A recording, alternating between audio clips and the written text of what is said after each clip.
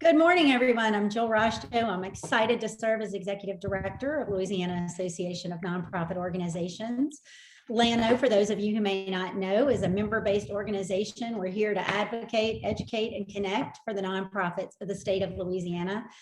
Those of you who have been engaged with us over this last year know that we've been in a reorganization to make this a member-based, member-focused, and an organization that is here to better serve the nonprofits of the state. So thank you for joining us. Continue to be on the lookout for new information, new programming, and our goal is really to focus on you. So we also want to hear from you and help us as we're on this journey, and stay in touch.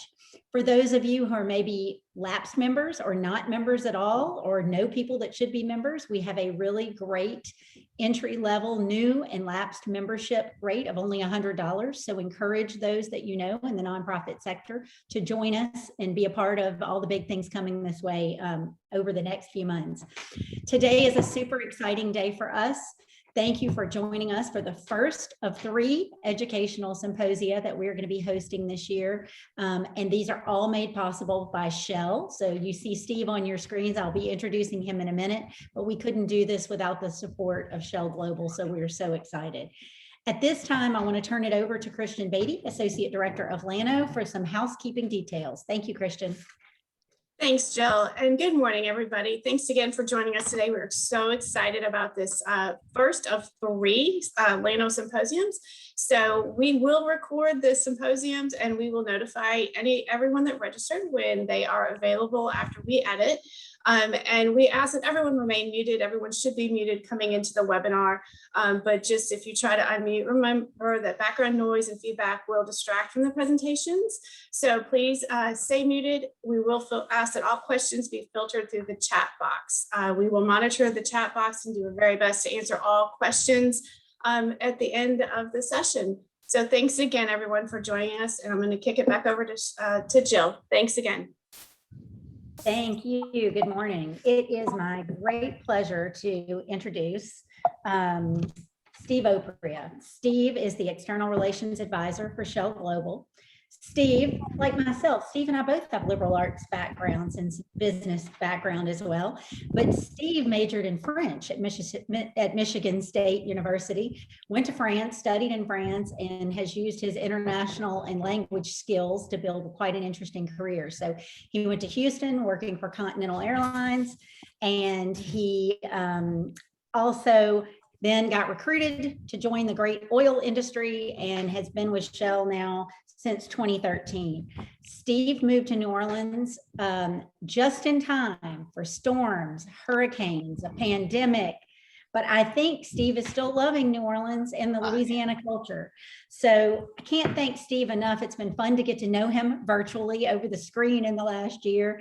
We're grateful for his support of LANO, and I'm ready for you to take it away, Steve. Thanks for joining us this morning. Great, and thank you for having me. That is a wonderful, wonderful introduction. It's amazing to see all the great information that everyone's going to have a chance to be a part of, and I'm honored to be a part of it. So, Christian, if we could go to the next slide. I have to do a little disclaimer. So if we could go ahead to the cautionary note. I know it's almost like updating your iPhone. This is a legal disclosure I have to share. But in conversations with other non-government organizations, NGOs in the corporate space, I've put together a few observations, and these are going to be my observations. While I work for Shell, I'll always be very clear when I'm expressing my opinion versus something from the company. So attending this presentation doesn't necessarily guarantee or imply future acceptance of a grant from Shell. So now that we got that out of the way, let's go ahead and next slide, please. So today, we'll just talk briefly a little bit more about me, and then we're going to dive into what I call the corporate mindset and what that is. And as you get questions, drop them in the chat box, and Christian will bring those up at the end. So Christian, if we could go to the next slide, please. And this was from one of our events taken by NOLA.com. I love this photograph because while I'm newish to NOLA, I've always had Louisiana in my heart. I'm originally from Michigan, as you mentioned. I've lived in Houston for years, but married into a great family from Breaux Bridge. So I've spent quite a lot of time here. I'm also on the board of directors for GNO STEM here in New Orleans. And previously I served as a vestryman, which is kind of like a board of directors for my Episcopal Church in Houston. Next slide, please.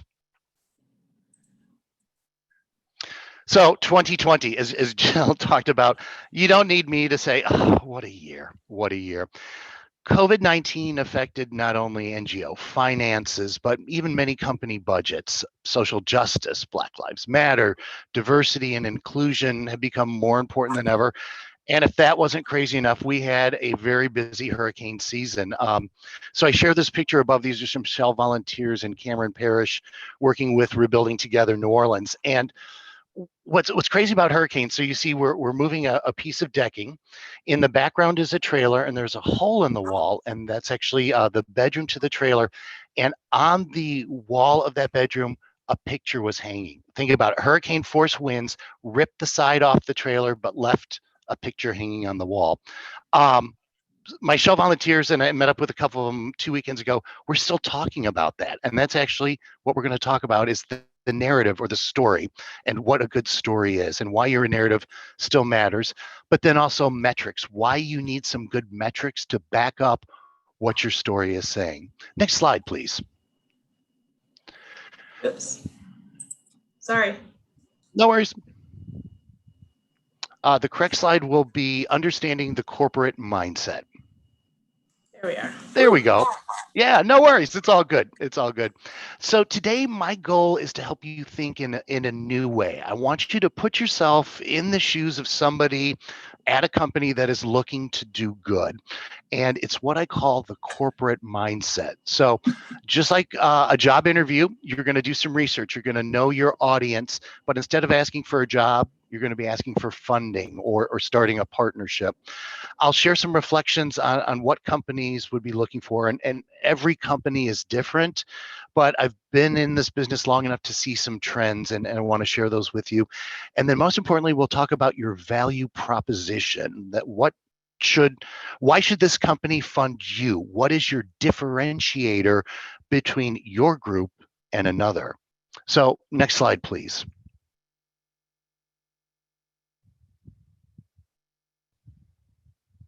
So why do companies give? A lot of times they have an interest in their reputation in the community.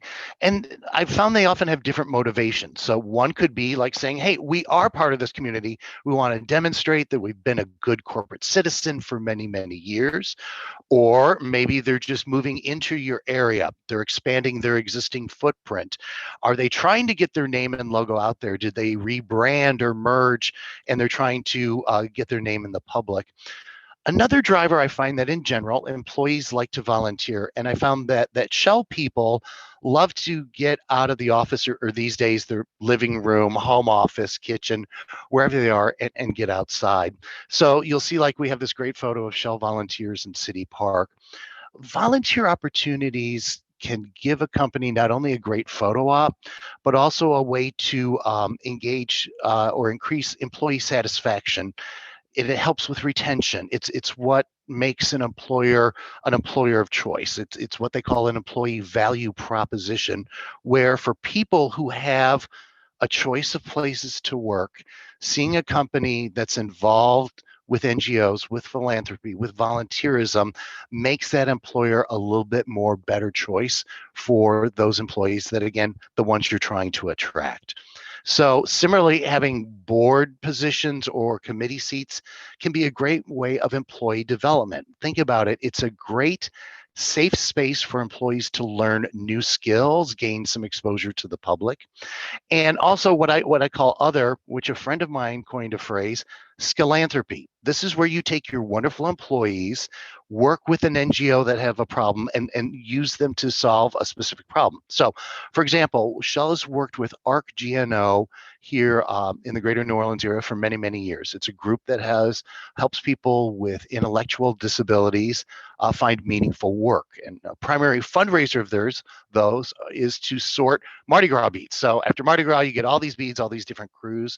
They sort them by crews, repackage them, and sell them at their store in Metairie. It's a big fundraiser for them. So we had our Shell contracts and procurement group. Basically, think about it. These are people who have supply chain in their blood. They went in there, met with them, and said, "Hey, we think we can help you with because of our day job skills. We can help you refine and streamline the bead sorting process." And they went in there, and after several sessions, this led to incredible increased efficiency. So ARC-GNO could then sell more beads, which led to an increase in revenue. So philanthropy, using your employees' existing skill sets to benefit an NGO, which brings a benefit to the community. Next slide, please.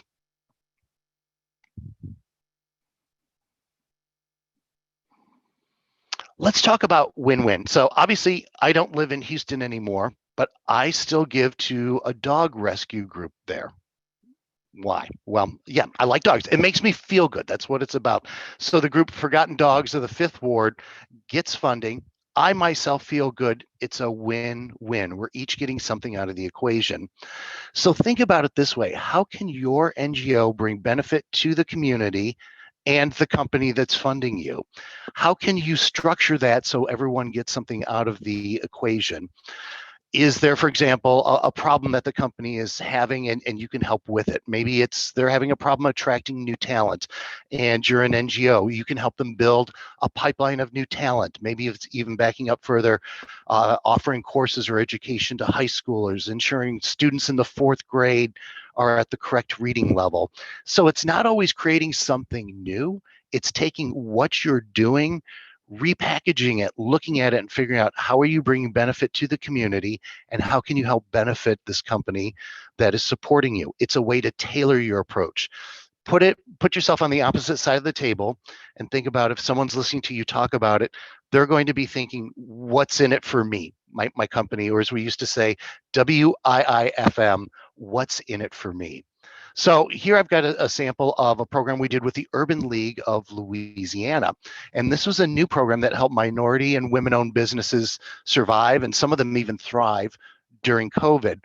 So someday one of these companies that we help get going can provide a service or new product for Shell, while at the same time they're building wealth here in the community. It's a win-win. Next slide, please. So again, I said, think about it as a job interview. You may think you know a lot about a company, but this is where you always do the research. And so a couple things here to think about is, what type of money is it? Is it what I call hard dollar, meaning that the corporate officers have this as a line item budget? It's an expense where the company has to decide, yes, we're going to do this funding, or is everyone on the team getting a new laptop this year versus next? So it's important to understand that. Or could it be something like it's a true corporate foundation that has a totally separate bit of funding and a total separate funding source, excuse me. It's important to know when and how they give. Is it just once per year? Is it per quarter? Is it running throughout the year? And what are the deadlines? Be aware of those. Sometimes it's a question of who can apply. Can anyone apply for funding? Is it people only in a specific area or specific sort of function? Is it invite only? The trickiest one is a tongue twister here, and I'm going to call it unrestricted versus restricted, unrestricted funding. And that's going to be a little crazy. So let me talk about this tongue twister. Will the company give you unrestricted money? So that is, you can do whatever, general expenses. That could be your electric bill, salaries, copy paper. Or is it going to be restricted? They're only going to fund a specific piece of a program or a specific program itself. Or is it restricted, unrestricted, meaning this money goes towards a specific program, but you as the NGO executive director can decide how that works in that specific program.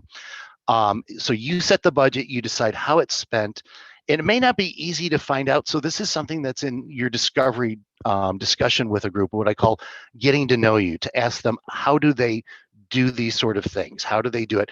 Think about it, they're business people, and then they're going to be numbers oriented. So speaking of numbers, it's often, this is how you get your numbers in order.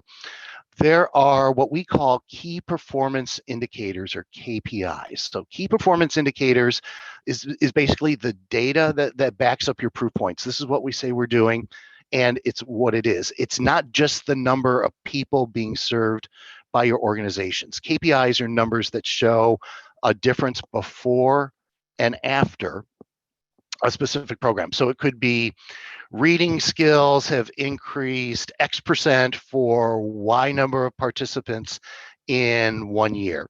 Notice how defined that is. I'm not just throwing out a number. I'm talking about a change in a specific area over a time period. It could be number of native plants planted in X linear feet along a bayou in Z months, whatever that stands for. So again, very, very specific and measurable key performance indicators. And you have to know, how did you, people are going to ask, well, that's great. How did you get that numbers? You got to have, how did we do it? Was it through surveys like before and after? Did we do some sort of third-party validation interviews? And that's where it's always important to have some resources, some sources to back up what you're saying. So it's not just me as the NGO director saying this is important. Here are some scientific sources that back up what we're trying to do. It just makes your case that much stronger.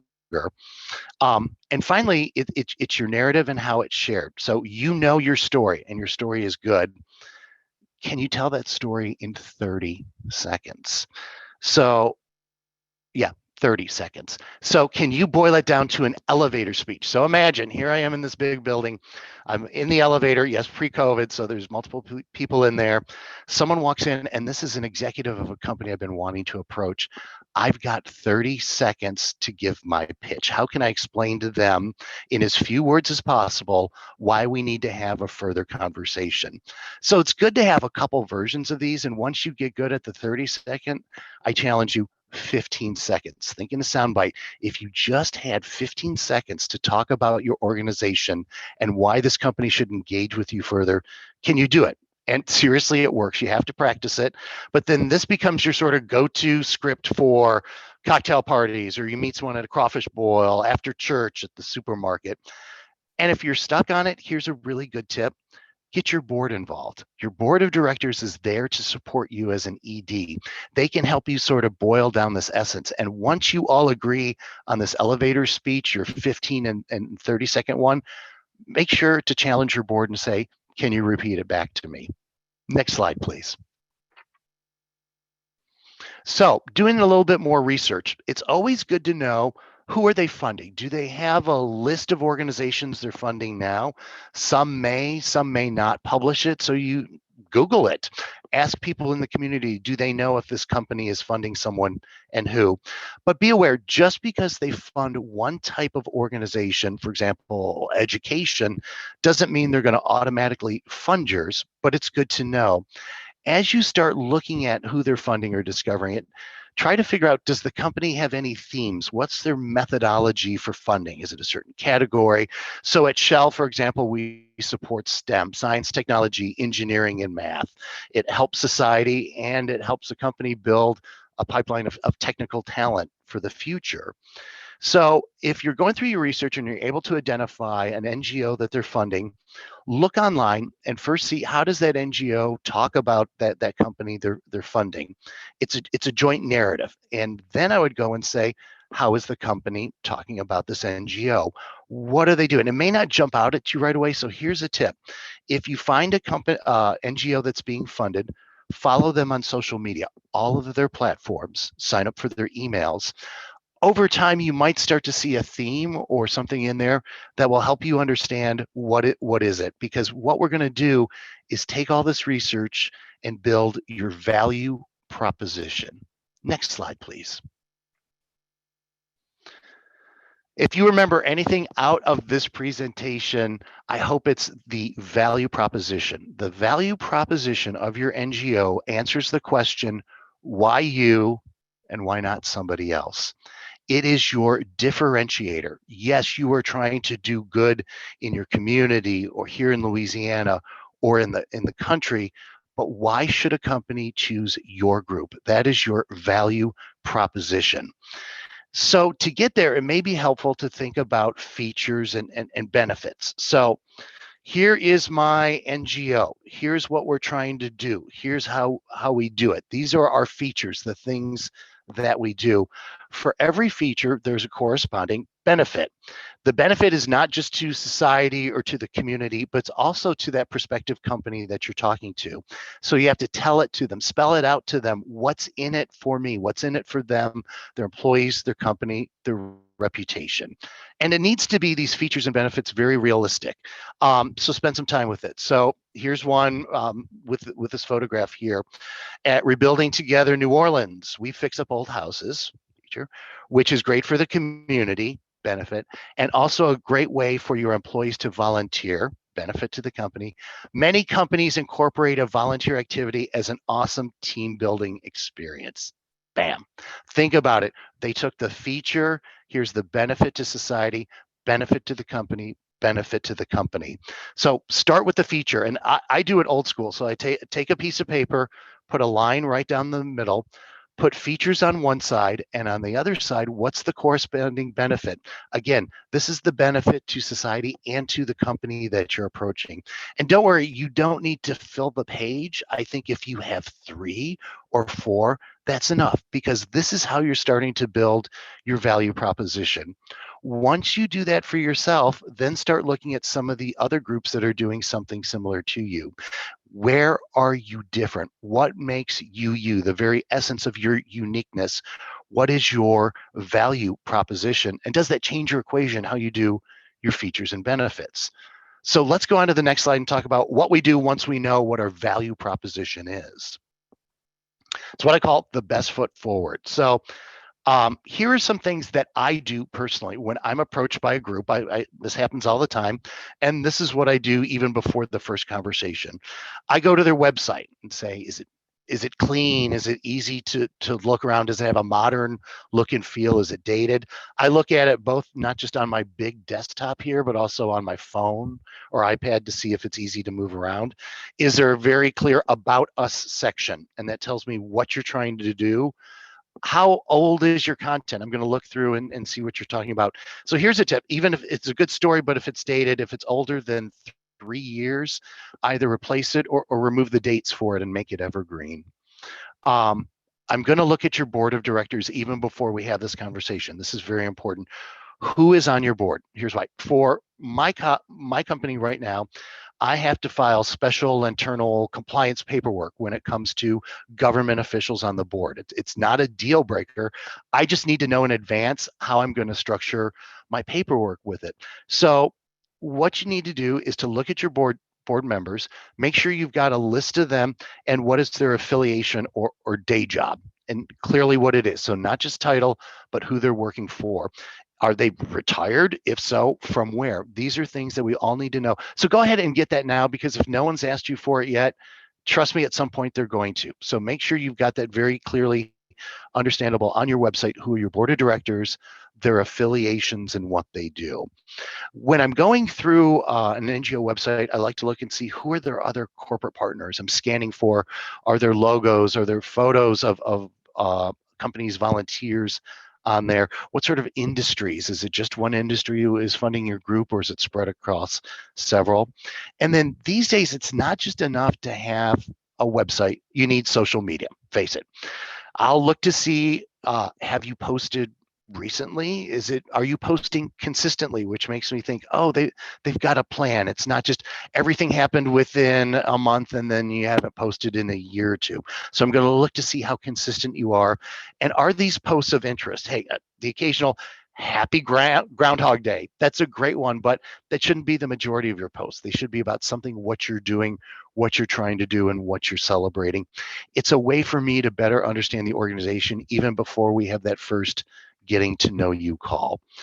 So I look at these social medias and saying, are they thanking the companies or groups that support them and how they do it? Because here's why. At the end of the day, I can talk all day long how great I think my company is. But you know what? If one of my trusted NGOs says the exact same thing, it resonates a lot more in the community. And so it's respected community partners mean a lot of that. So the last thing I would also do too is what I use is guidestar.org. There's lots of different groups out there. I happen to look at GuideStar. I use it to learn a little bit about the companies. If you haven't been there in a while, visit it. There's a way to claim your NGO profile. Now, I admit they offer some paid services. I don't know what they are. No way I'm advocating you must do it, but at least go there and try to see, is that information about your organization correct? Is it updated? And what's the process to update it? Okay, let's go on to the next slide. Time. It takes time. Once you make that application, it's going to take some time. You don't know what that company's approval process is, who are the approvers, what's their structure. So it may take time for approvals. And the biggest thing I'd say is know that a no might mean no right now. So what I mean by that is throughout the year, budgets can shift and change. Position yourself to be what I call that mid-season replacement, and be open. And say if a company finds in the beginning of the third quarter, oh wow, we've got more budget than we thought, we have to spend it. You can be that one group to saying, hey, remember that proposal we talked about? I can scale it back. I can reduce it, make it smaller to fit whatever your budget need. I'm happy to be your mid-season replacement. I'm happy to work with you to make it fit. And that's why it's always important when somebody says no, stay in contact with them. I would ask to say, if I was at an organization that wasn't funded and I go to the company, hey, can we stay in touch? Can I send you some articles of interest? I always would ask permission. I'm not just going to add you to a database that goes out. Sometimes it's better to say, take what was in your newsletter, compose a new email to the person at the corporation saying, hey, I wanted to share this with you as I thought this might be of interest to you. What you'll find too is you can customize it that way. So again, thinking back to features and benefits, saying, hey, Steve, here's this program we've done that really does a lot of good work in the community that perhaps in the future Shell volunteers might want to be a part of. I've customized it for you. Take it a step further. Hey, Steve, we're having a volunteer activity. I'd like you to come and be my guest. No strings attached. I just want you to see it. So think about it. All these people have been looking at PowerPoints all day. Sometimes they themselves have to come there with their own eyes and see it. It's a great way to know it's a safe space saying, you are my guest. I want you to come see this activity, come see this event, just so you can understand it a little bit better. So remember, this is all about building that relationship. It's going to take time, and you need to find different ways to connect. Next slide, please. So let's review. Some of the things we talked about was that corporate mindset. What are these crazy companies thinking? The importance of knowing your audience. What are their motivations? I shared some personal reflections on what companies may be looking for in an NGO partner, because it truly is a partnership.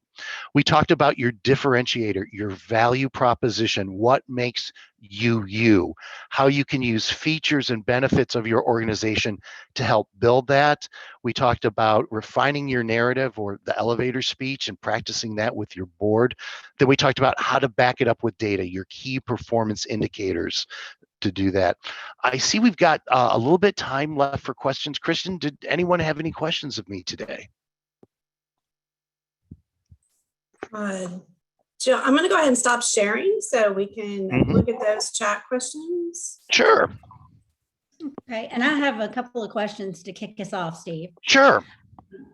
Talk about, I know that very often I'll put myself in there, and nonprofit organizations struggle with the best way to stay in contact or the best way to keep the relationship going, say, between grant cycles. So we're also focused, obviously, on need the funding, need your help.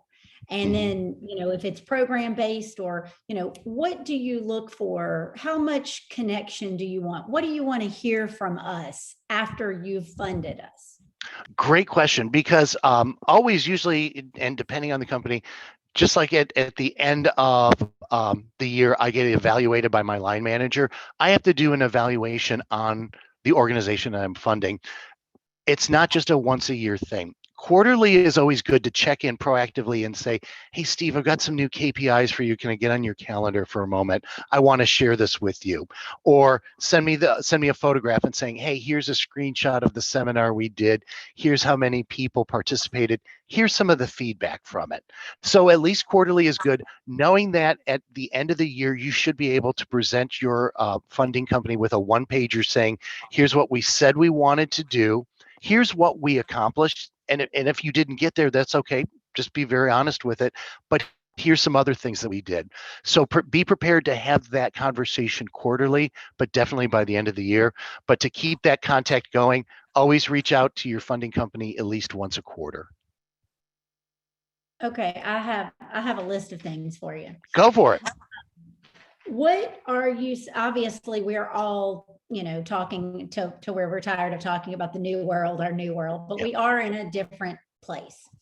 Mm-hmm. What do you see, going forward as, where the company is going to be more focused, or what will Shell expect? And you touched on this a little bit, but from an idea of, a narrower focus, or, smaller amounts to more organizations, or larger amounts to fewer organizations. I mean, as much as you kind of know or sense where things are going. And that's an interesting comment, because in my career here at Shell, I've seen that pendulum swing from different ways, where it's larger funding to smaller groups and then moving more local. I think that's where a word that's been overused, but pivoting still comes into here, to understand how can you scale up what you're doing or scale down to match whatever that funding is. And again, having that data behind it to back it up. Because if I'm looking at two similar programs, one's got really good data, they cite some scientific samples, and others say, oh yeah, we know we do good. I get it. You're both trying to do good in the company.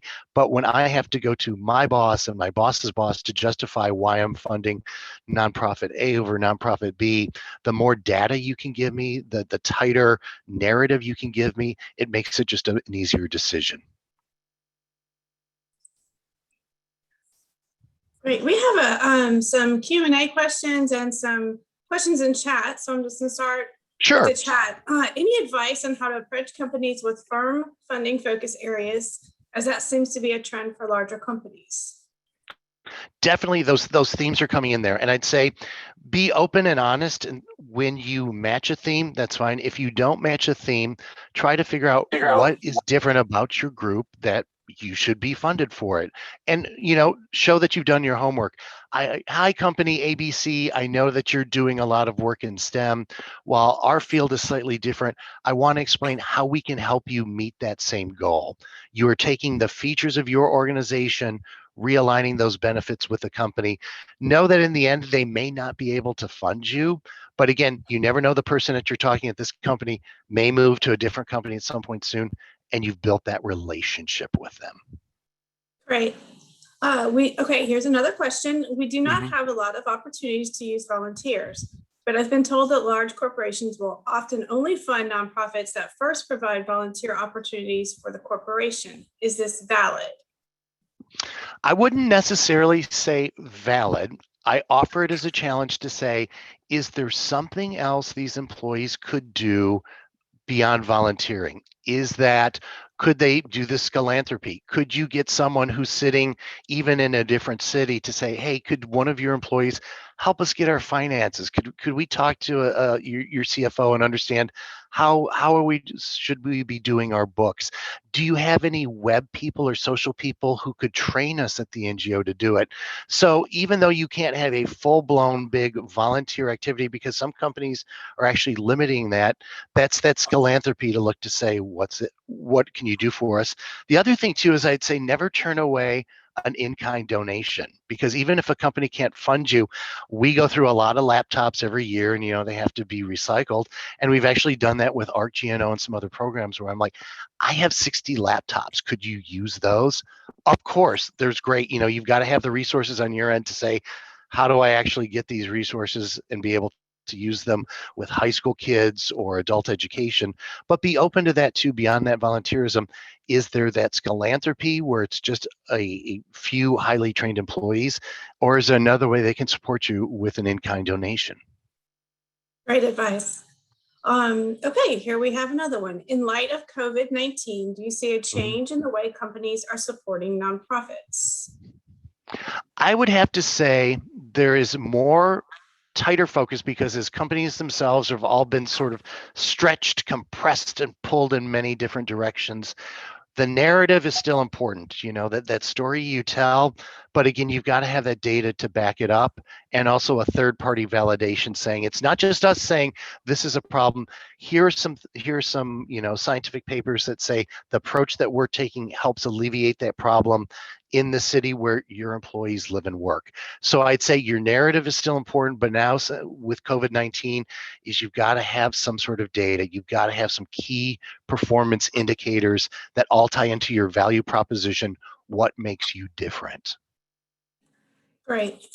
Love that advice. While networking may seem like the simple answer, when it's a closed application process, what's the best way to get in with an organization? What I have often found too is I spend a lot of time on LinkedIn. I find the most amazing articles in there, and it's a way for me to keep in contact with it. I get a lot of LinkedIn requests with no explanation who this person is, and I'm like, okay, are you really who you are? Are you some sort of evil agent? Are you going to try to sell me something? Drop in a little note saying, hey, Steve, I know we're not really connected, but we know some people who are similar, and I like some of the things that you post. Can we connect? I think that's a great way using that tool, because once you start to use LinkedIn, it truly is the source, because chances are you're only separated by a few degrees from some of these people. But always explain why you want to connect to the person. Offer it a safe space. Mm-hmm.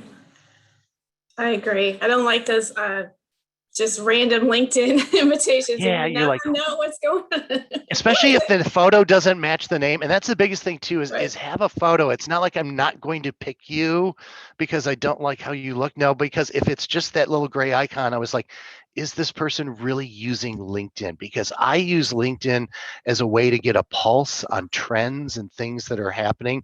I treat it as a way of multiple sources that I consume to understand what's going on in my world. Right. I agree. We have another, someone is asking suggestions for thank you gifts. Oh, great question, because it's always something to know too that certain companies have dollar amount limits of what an employee can accept. And so I usually find the best thing, if you're going to do something, a handwritten note. In my presentation, Shell does a program called the Shell Eco Marathon, and we'd gotten some handwritten notes from a bunch of fourth graders in California. I still have those in my filing cabinet over there. That handwritten note, because number one, it's so unique these days, is just a quick note to say how much we appreciate you. You're doing a great thing. It stands out when you send a handwritten note. Now, it is a little trickier if the person's working from home. They might be creeped out if you say, can I have your home address? Understand what their limits are with that.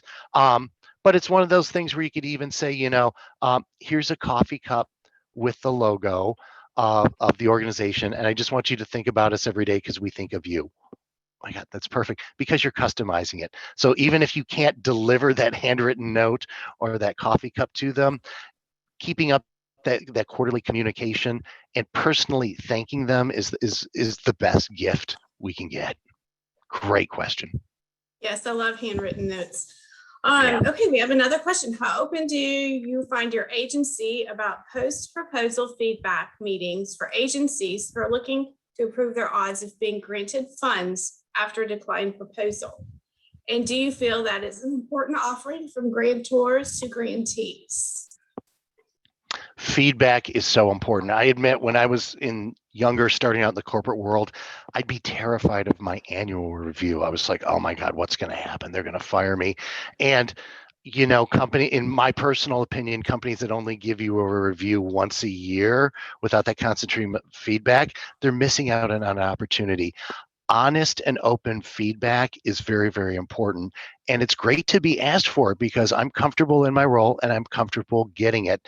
It may seem very hard to go back to someone who chose not to fund you and say, can you tell me why? So frame it like this, saying, thank you for the opportunity for us to present to you. I know it's a no right now. I would like to learn more and help. Can you help me prepare my organization to approach other companies? Can you give me some honest and open feedback? And I think everyone would say that that's a great thing to help. People may not give it to you in a structured form. Maybe you need to prod them along saying, can you give me the top 3 things I should maybe change in my proposal or my value proposition that makes it easier for me? Not everyone is going to be comfortable giving it. Not everyone is comfortable getting feedback, but I think feedback is a very, very important thing because at the end of the day, it makes your organization stronger and that will help you do better good in your community, in the state, in this country, in this world. Great. Feedback is absolutely important to be successful. Yeah. Okay. Do we have any more questions? Please throw them in chat, put them in the Q&A section. We would love to hear from you. Jill, did you have any more questions? Steve, that is amazing. We can't thank you enough. We are excited about today. This is good. We're going to wrap up just about on time for our first session. Christian, I'm going to let you tell everybody how they roll. They just hang till our next session at 10, or what's the best way for us to do this? It's our first time with this advanced Zoom webinar presentation. Yes. But Steve, thank you again. Thanks to Shell for everything Shell does in Louisiana. You and I have talked about this, but I'm incredibly ready for the Jazz Fest in October. And Shell was such an important part of bringing the Jazz Fest back after Katrina, keeping that really important cultural event going. But I think your insight and feedback is really valuable. I think we all know that our environment is more competitive than ever. And we all have, great organizations doing great work, but we've got to put ourselves, what makes us stand out to be able to be in that mix. So just so grateful for you and your support. And Christian, I'm going to let you tell everybody what we need to do next. Okay, thank you. Thank you again, Steve, and thank you, Jill. Steve, we really appreciate all of the great presentation, all the great advice. It's been a pleasure to work with you and finally meet you. Even though it's virtual, it's great to meet you. It is. So everyone, thanks again. So we are going to pause recording at this time. We're going to take a break. We will be back here at 10. You are welcome to jump off the webinar and jump back in. We will just stop our videos at this point. We're going to start letting panelists in as they come in, and we will pause until 10 o'clock. 10 o'clock, we go back live with recording.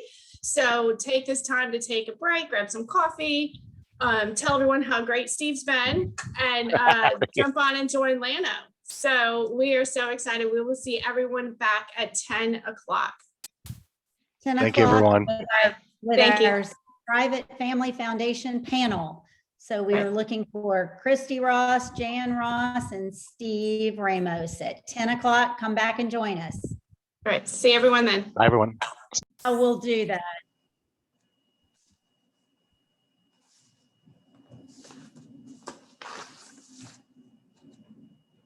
Okay. Welcome back, everybody.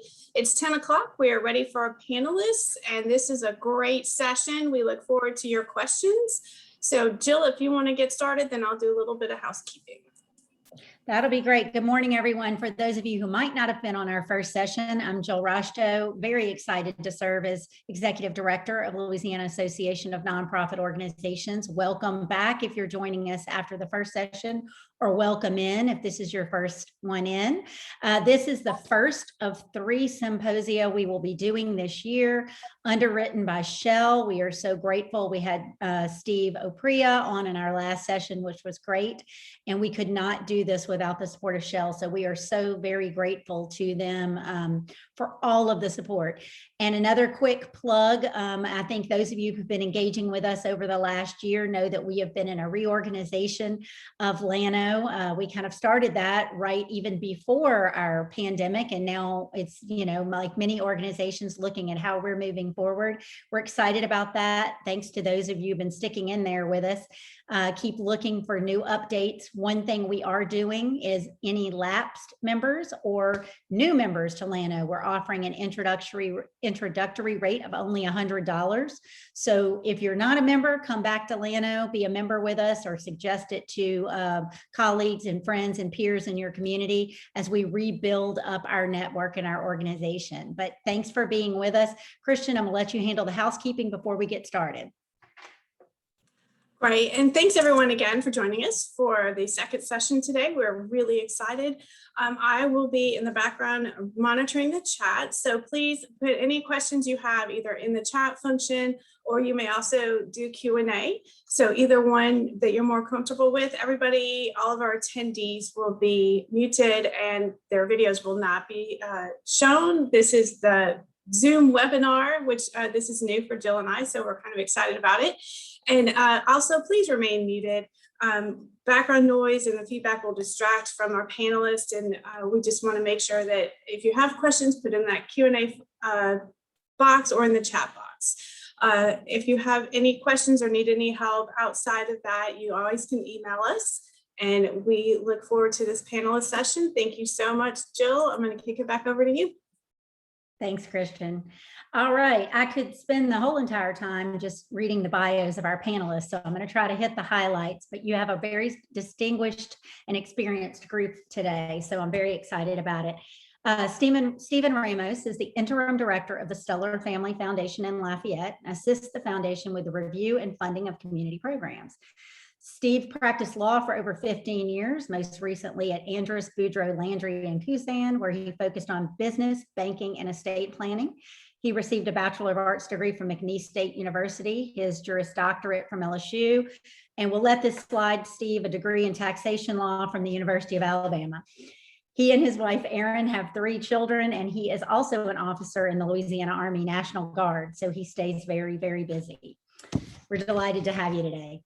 Christy Ross is the Senior Vice President of Grants at Baptist Community Ministries in New Orleans. She leads a team of 6 grant-making professionals overseeing the foundation's grant-making processes. She received her Bachelor of Science degree from Xavier University and a Master's in Health Administration from Tulane. She has over 18 years of experience in both clinical healthcare and public healthcare sectors, and has led key leadership positions with many local institutions. I can't even begin to list everything that Christy is involved in, but she's been involved with Medical Center of Louisiana, Tulane HCA Hospital, the Public Health Institute. She served as an adjunct instructor at Dillard University School of Public Health, and she's married to Cardell, and they have 2 sons.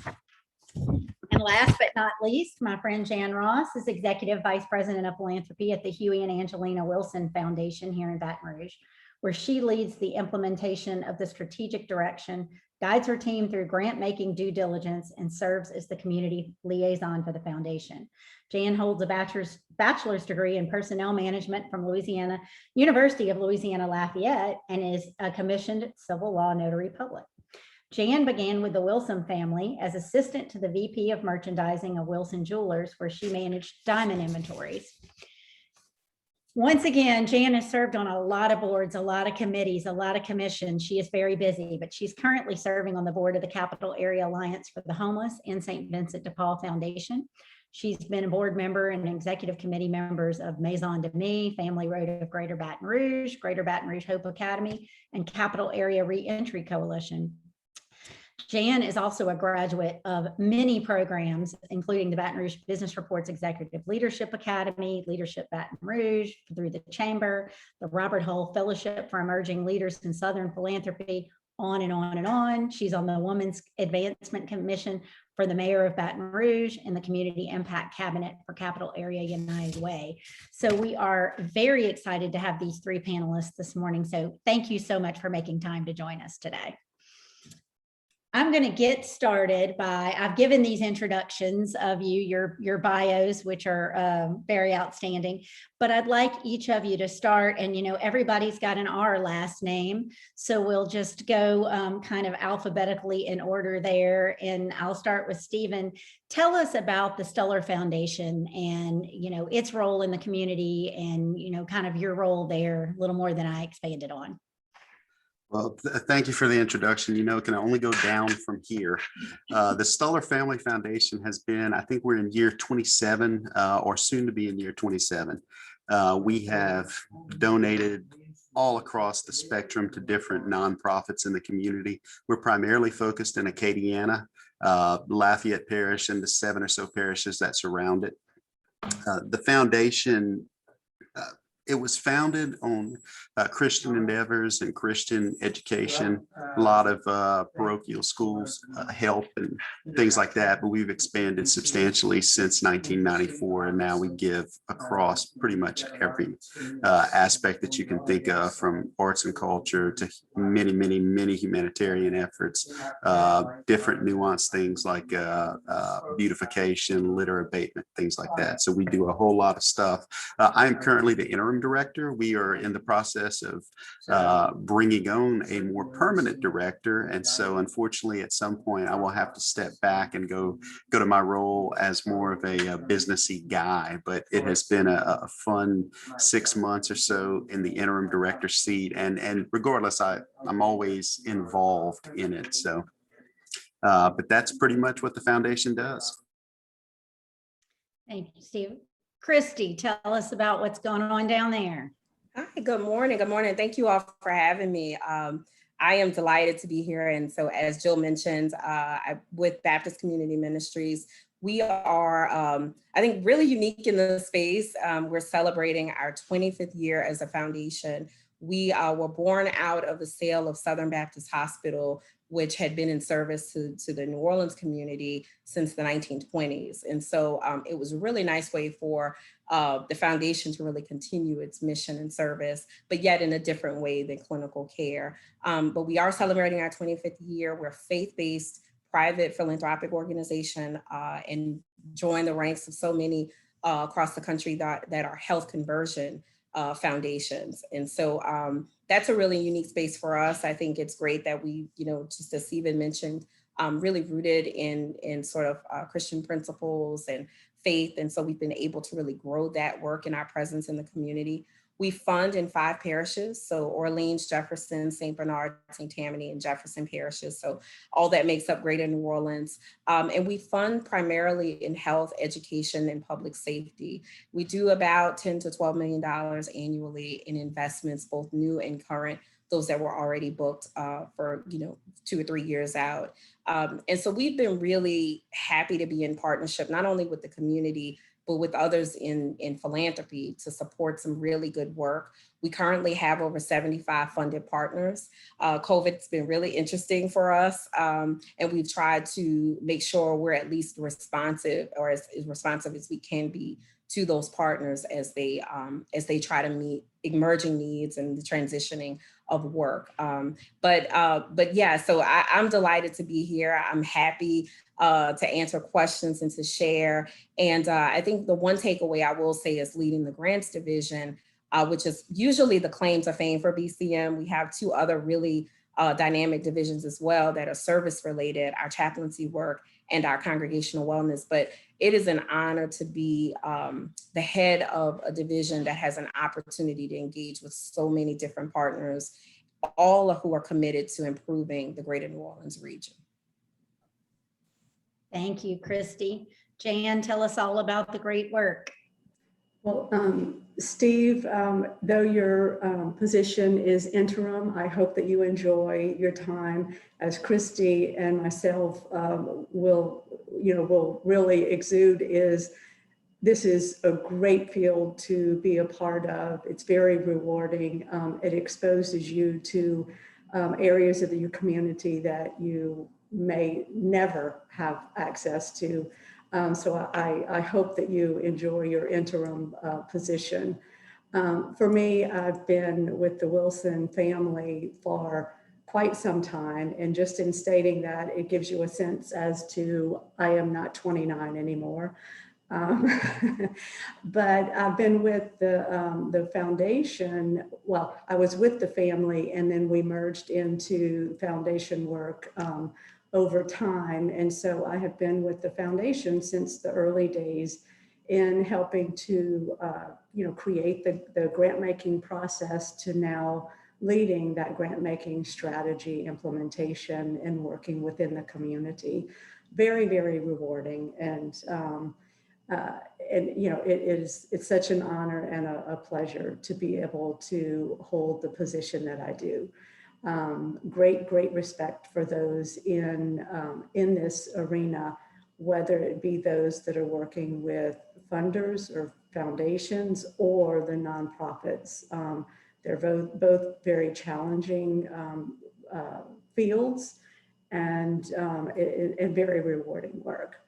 I hope that this will be one takeaway that you will have from these conversations. And that is, when you meet one foundation, you really have met one foundation. The one distinct commonality is that we're all regulated by the IRS, but how we do what we do may be very, very different. There may be some similarities, but they may be very, very different. So I hope that you will listen intently to each of us as we describe, give our thoughts and even direction as to building that relationship with funders, not only with us, but other funders that you may come in contact with. It is all about partnership. And I hope that is something that you will gain more. Not only you heard that earlier from Steve, but I think that you will hear that also from the three of us. So thanks, Jill. Thank you, Jan. So we'll go in the same order, and I'm going to pose this question to our panel. How has your foundation's interest and support changed over the last 10 years? Well, I think I already said that we were primarily focused originally on Christian education, Christian endeavors, and that's still a big part of what the foundation does, but we've expanded and we do a lot more in the realm of, say, humanitarianism. And that comes in many, many forms, from relief efforts for the recent hurricanes to things like some homeless issues in Acadiana and you name it, we've probably funded it in the area. So we've expanded our footprint. I'd tell you that's one of them. We're also trying to become a little bit more of a forward-facing, more socially savvy organization. What I mean by that is we've updated our website. We have a little bit more of a social media presence, and we're trying to engage the nonprofits a little bit more as you would customers if you were running a business, because really you've got to have them as partners if you want to have a successful foundation. So we're trying to foster relationships a little bit stronger and a little bit closer than we have in the past, sort of demystify the foundation in Acadiana so that good organizations will come to us, and so that we can have a greater impact. I think that's one of the big things that I've been pushing the last year or so, is to kind of get out of the box a little bit and to build a little bit better ties with our existing organizations, because really they're the guys and gals and folks that are doing all the work. We're providing the funding. We do some monitoring, and we want to make sure that we stretch our dollars, but we certainly want to make sure that we have an impact in the community. That's great. Christy? Yes, and similar to Steve's point, we have really worked, I think, intentionally around communications and being a bit more thoughtful about demystifying BCM as a foundation, because as I mentioned before, most folks who know of us usually know of us through the grant making door, but even that process can feel so onerous and so just really mysterious when it really is not intended to be. And so communication has been a really big focus for us, to be a lot more thoughtful about reaching out to potential partners, inviting proposals where they have, or they may indicate some strategic alignment. The other thing we've done, and it's a huge one to the community, we went to an all electronic submission process, which was such a big deal. To Jan's point, you met one foundation, you've only met one foundation. And so our process was largely paper. You ran downtown, you hoped you made it in before 5 o'clock. You had to have these 2 hole punches at the top, really onerous for applicants. And so we went completely electronic. Folks loved it. We were able to utilize technology. And those are some really big things that we felt was a part of customer service that has really helped us and changed our relationship with the community. The other thing that we've noticed in the past 10 years, of course, immediately post-Katrina has been, and you guys, there's noise. My son is here and I don't know how he got out. So welcome to the world of Zoom and COVID, but I hear his toy.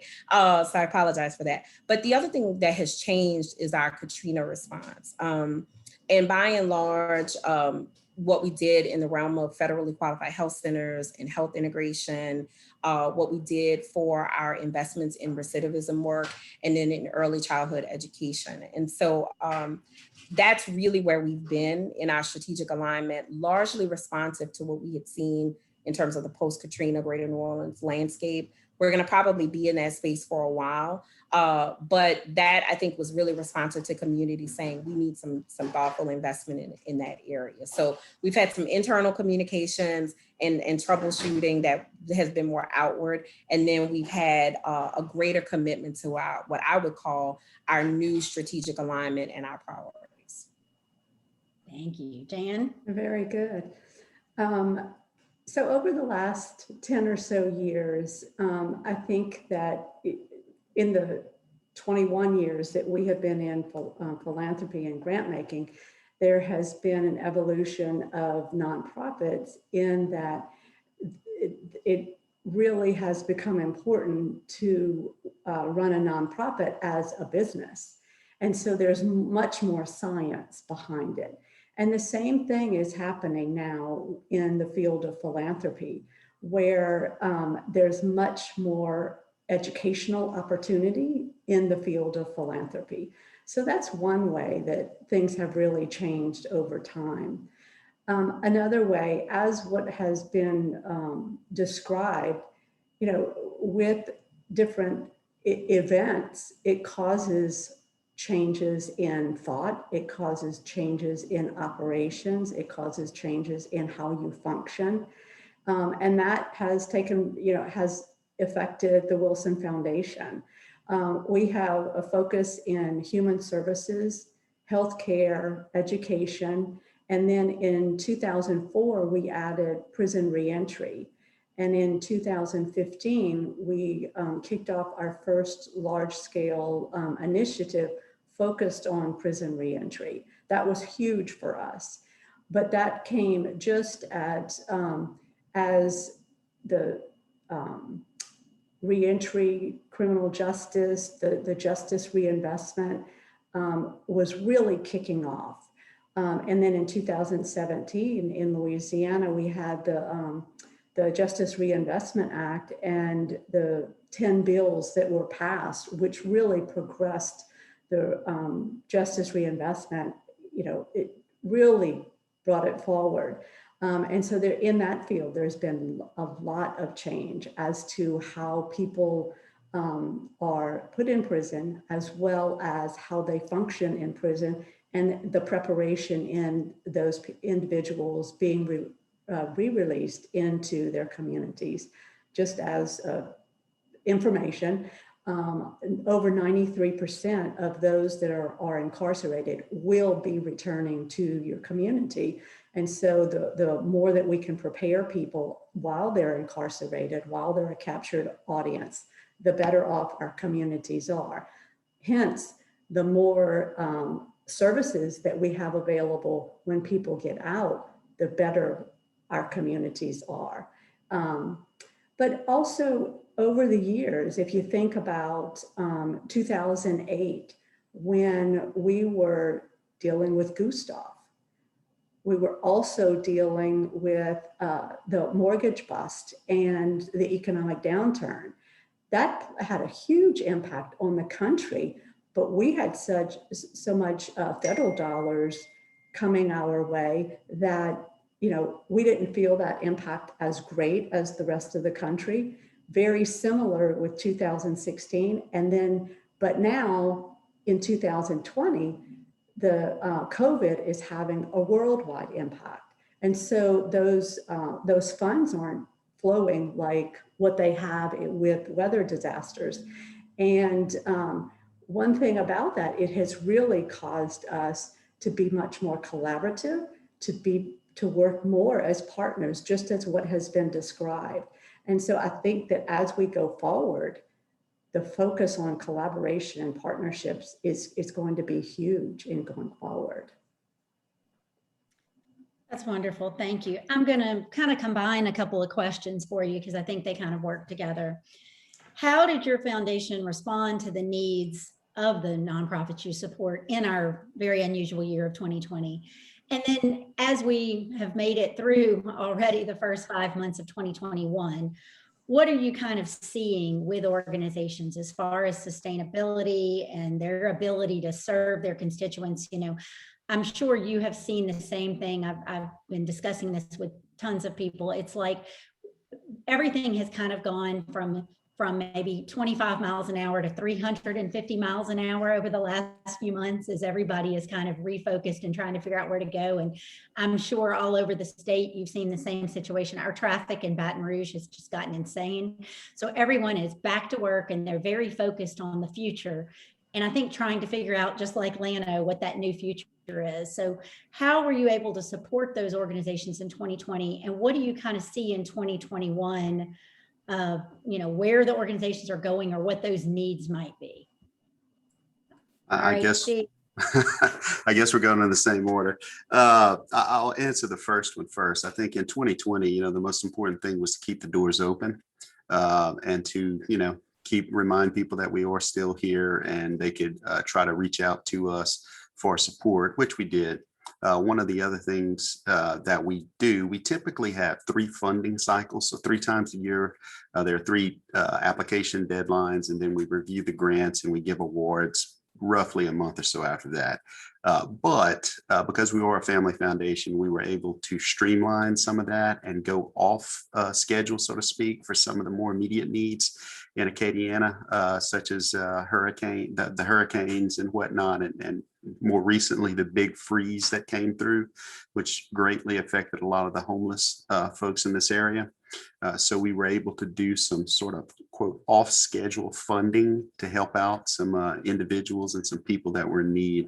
I would say, kind of moving to the second question, cautious optimism. We've gone from some of the very concern that we had sort of in the depths of COVID that some of these organizations would just not be able to survive, to seeing that maybe the operations will be able to continue given a little bit more time, and starting to see grant applications come in less for operational funding and more back to programs or growth or things that some of these nonprofits need. That sort of tells you, or at least tells me, that maybe we're getting a little bit more stable on funding sources and moving back to business as usual.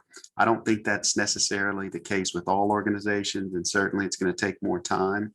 And, my heart goes out to newer organizations that were newly formed in 2020 and may not have had the long and strong ties with funders that some of the other ones had, because I think those nonprofits, unfortunately, are probably still struggling and are going to, it's going to be tough to find a foothold. But the ones that we have long relationships with and are more established, I think they are starting to come out of COVID, come out of 2020, and hopefully put themselves back on more normal footing and move forward with business as usual, or business at least post-COVID. So that's what I'm seeing, and hopefully it'll continue to progress. And just want the nonprofit population in the area to prosper. Yeah, and I'll say, for what we saw, of course, with this very interesting year that was COVID, the first thing that we did was to communicate that if you were in relationship with us, that would not change. And so we sent out communication that literally said all payments will continue to be made, to really give partners enough comfort and space to know that this will not change. While everything else is changing, you find yourself at home and, you know, the world is upside down, that BCM will continue to fulfill its financial commitment to you. And that went over really, really well with partners that, you know, many times our philanthropic, our grantee partners will say, well, I kind of wanted to ask, but they didn't want to get out of form or say something that might have been considered, you know, just inappropriate. And so that was the first thing we did. We also heard from our board, who was very intent on doing an out of cycle, kind of to Steve's point, you know, sort of an out of cycle commitment to the community that we labeled as our COVID response. And so while we fund twice a year with our transom process, that continued to go on. We communicated that transom would not change. There would be an open call for applications that BCM's here, none of that's changed. But we did an additional level of support for $1 million to 46 organizations, made it really streamlined. You didn't have to, you know, give us your firstborn and 15 pages of paperwork. We made it really easy, one page, you know, let us know the need, and really tried to move the dollars out. We were able to process everything in 6 days, which was excellent for us. Not to say, oh, you know, we're great, but the idea that we were able to move resources to people when they needed them most. And so that was really something I think we tried to do. The other thing I'll tell you, and I've said this to my team, last year, the one theme that we led on was grace. The idea that as a faith-based organization, that is our responsibility, is to respond to things like this with as much grace and as much understanding as we could. So we have folks reaching out to us, and I'm sure Steve and Jan have been the recipients of this communication where folks are saying, hey, listen, we've had to go virtual with our education program. We've had to do this, we've had to do that. We're concerned about this. And we've asked people to communicate and tell us what's going on. And it is okay that things have changed. You know, I would always joke with folks that you're talking to me and I'm sitting at home. So we get it and we understand, and we're in partnership with you, and this is not meant to be punitive. And so we've tried to make sure that our grantees and our partners really know that. What we're seeing is somewhat of that shift to Stephen's point about, you know, moving away from just the general ops request and one more back to the programmatic. We're still seeing a large percentage of folks, you know, requesting, if they could, some sort of operations support and some relief. We are doing more capacity building. So organizations that were a little bit newer in their life cycle, getting them to a point where they can strengthen their leadership, their strategic planning. How do you guard for things that are, you know, unplanned, like a pandemic? And so we're seeing a lot of that. We also took some lessons from Give NOLA Day that recently wrapped, where over 900 organizations registered. So we're watching that in terms of the nonprofit community in their response to community needs and how many folks are banding together. We're also taking the pulse of organizations that have had similar missions that are now thinking about what merging or what kind of that relationship will look like going forward, and then trying to figure out ways to offer capacity building support to continue those conversations. So if you become, you know, you go from 2 to 1, how do we make sure to help and support you in that way? The last thing I'll say, and I think this is not unique just to New Orleans, I think this is true of Louisiana as a culture and who we are. What we have seen is that the nonprofit community has continued to step up and really enhance what they've done, despite all reasons to just throw in the towel. We have really seen humanity at work with nonprofit partners. They have had every reason to say, this is not working, or, you know, we're going to fold up, or, you know, the money isn't there, and they have continued to serve. And so we've been happy that in the small ways in which we can continue to support them, that we've been able to do it, because they have truly been there for people who need housing, you know, need continued youth development programs, need to support those who are returning home. We have just seen people's humanity grow by leaps and bounds this year. And that has been an amazing story for us to say, we're going to always be each other's neighbors and each other's brother's keeper, which is wonderful for us. You put that response in very heartfelt thoughts as to really the human side of this, you know, as what you all are experiencing in New Orleans. So thank you for that.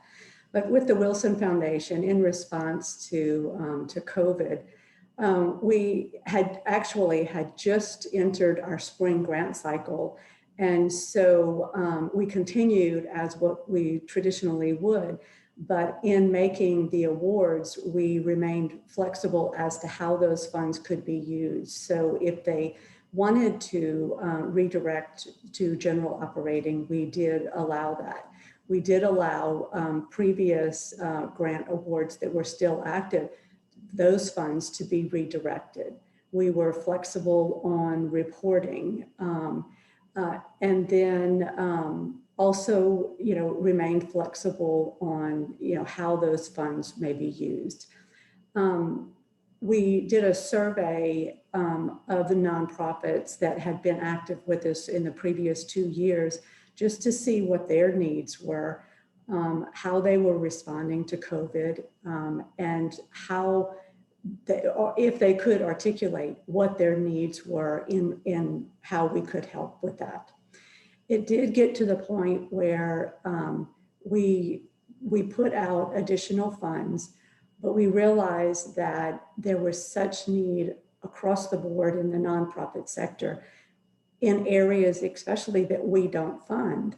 But we found that creating the Giving Day, just as what Christy was describing in New Orleans, in Baton Rouge, we created with Baton Rouge Area Foundation and United Way, the Giving 225 Gives, Giving Day in December.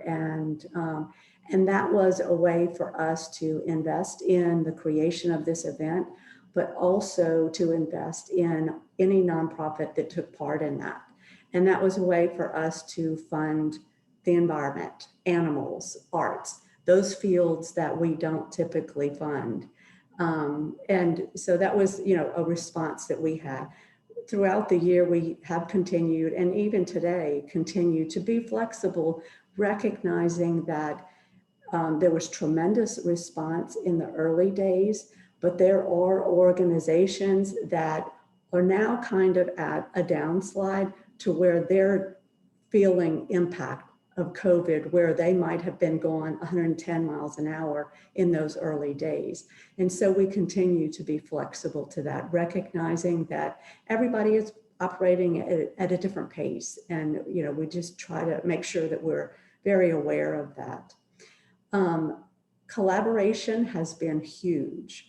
And we have realized that and have helped others understand that there's enough need for everyone to be able to serve.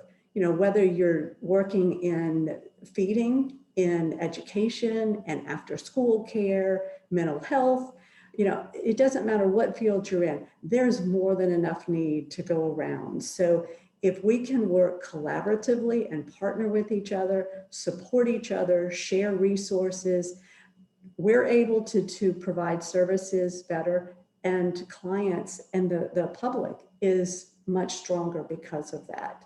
And, which really leads towards, some emerging trends is as a funder, we're really much more aware of collaborations and partnerships that are evolving and bubbling up in the community. And we're looking for that. When we're looking at grant applications, we're definitely looking to make sure that you are using resources and your talents to the best of your ability to ensure that we're able to cover the entire community.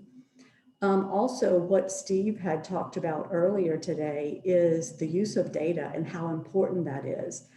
And that has historically been the case, but now data looks very different than 2 years ago.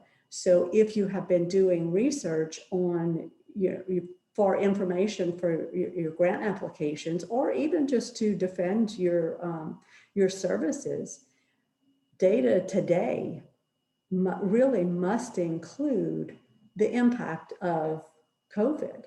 And so it'll be important to be able to pull that information and really use current data in order to defend your services.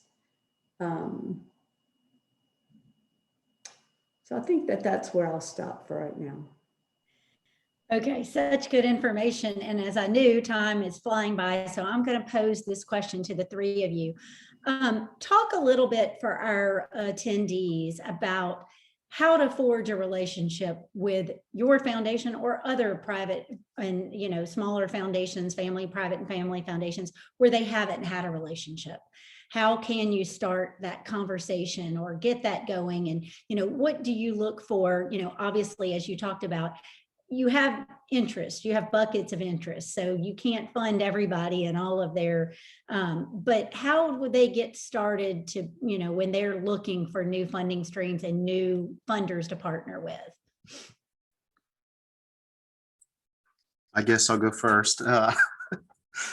Yeah, I think it's already been touched on, but obviously we look very deeply at the data that you can give us. One of the trends that we've seen is a lot of nonprofits are leveraging technology in much better ways than maybe they have in the past. Obviously, you have social media and things like that, but you have a lot of them getting on platforms like Salesforce and others that allow them to track what they're doing and how they're impacting the community down to much more detail than what you might have gotten a decade ago. And that's that's big for us because we want to see impact. We want to make sure that the dollars we give out are going to be used in not just to achieve what you've put in your grant application, because obviously we want to see that, but we want to see it done in such a way that you're making as large an impact as possible. So if we give you X dollars and you could go out and help 5 people, if you show us that you give us that same amount and I can help 50 people, we're going to be much more likely to fund that application. So the ability to provide data feedback and show us how you've impacted is huge for us. I would also say if you're funding with the Stuller Family Foundation, because as Jan said earlier, and it's absolutely correct, when you've dealt with one foundation, you've dealt with one foundation, but make sure that you have all of your ducks in a row. The grant apps that come in, I cannot emphasize enough, are scrutinized at a level that I don't think people always understand. I mean, you're going to have very intent folks who were very successful business people, as well as some accountants, attorneys, different people look at these things and they want to, they're going to have, they want to make sure all the hard questions are answered. Can you survive as an organization? So a new organization coming forward, if you're asking us for 100% of your funding for the next 2 years, that's a really tough request. We have to see that you guys have skin in the game and you're going to be able to make this work with or without Stuller Family Foundation. And we're just going to be an added resource to sort of help you increase the impact that you already had. So that's sort of the other big rock, not only be able to provide us with information, but be able to show us that you are sustainable, that you can keep going and that you're going to make impact. So to me, those would be my 2 biggest areas that I would say, if you want to get in the door, show those things and you will be better. And look, if your application, remember we're on a cycle. So I tell nonprofits all the time, look, if your application isn't ready for the June cycle, you got the September, October cycle coming. And then after that, you got the February, March cycle. So get everything together to the best of your ability and show us, the old adage, you never get a second chance to make a first impression. Show us that first impression. It's much easier for an organization that we've dealt with for 25 years to come back to us. I don't want to say the bar is any lower. It's just they're proven, and we know we're going to fund them. They're going to do what they say they're going to do. So for new organization, you really just have to have your ducks in a row, be able to show that the data and the impact you're going to have, and the sustainability. Yeah, so I would definitely echo Steve's comments about impact, and so really having a focus on evaluation. It's sometimes scary to really look at kind of what are we seeking to do? What are the outcomes that we look for? And the same thing with sustainability. I think those are always the 2 really important components. And I've had folks say, well, look, if we had our sustainability plan fully vetted and actualized, then why do we need BCM funds? And I always say, look, the board wants confidence that you know how to sustain your work. And so if you've got a diversified sustainability plan with multiple funders and you're really conscious of the services that you offer and all of the different funding resources that can support it, it helps to really command the space and knowing that there's confidence when you make an investment. I will back up though, and Joe, kind of going back to the question that you asked about what has changed, one of the biggest things that has changed for us has been our communication to partners and potential partners. And so we actually have a process now where we do briefings and debriefings with all applicants and prospective applicants. And then of course, those who may not have been successful in a previous cycle. And so that's one thing I always encourage, potential applicants to reach out to us. We have 3 program officers, and I myself, I do as many briefings as I can. And so to have these types of conversations, we try to do 20-minute blocks where we really pack it with as much information as we can. I'll usually, suggest that, the applicant or prospective applicant will share a one-pager with us. So advance an idea so that we can look at it, give you some guidance and some pointers. And I always say, look, these are our suggestions, you can take them, you can leave them. But in terms of making it through a BCM cycle, there's some feedback that we can offer to you, or some things that are landmines that, hey, look, make sure you've got this fully baked and vetted prior to submitting to us, because we don't want you to waste our time. So the briefings have been really, really, really helpful. I counted last month, we did over 100. And so I know the staff is usually really, they're kind of tapped out after a while, because we also have our grantees that we manage, but it's an important customer service that we are offering. It's something that has come about in the last 4 to 5 years at BCM. And we hope it's helpful. We hope that it's helpful not only to a potential application that you're going to submit to us, but also maybe to some of our colleagues and funding partners in the community. So I would encourage anybody who's considering reaching out to BCM through the formal process. If you're interested and you want to have just a general conversation, we're happy to do that. The only times we don't do it is when we're in cycle, to just maintain some fairness to all the applicants that are currently under review. But we try to make that open and available and really as helpful as possible. The other thing I'll say is not to be afraid to reach out to philanthropy. I know some folks kind of feel like, and to the point that we made earlier about demystifying things. I let folks know, like, you're gonna see me in the grocery store. I am a person. This is not, some hierarchy or fiefdom. We want to be in partnership with you. So don't hesitate. If there's a more formal process, a way to communicate, we'll make sure to advise you.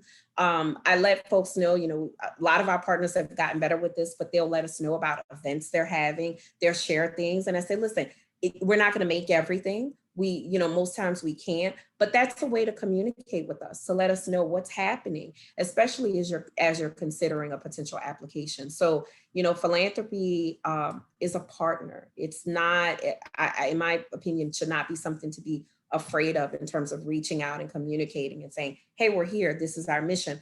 How do we get better? And how do we submit a potential application for consideration? And I will say ditto to everything that has been expressed to this point. But definitely recognize that it's all about the relationship. And for the Wilson Foundation, we try our best and pride ourselves on being open.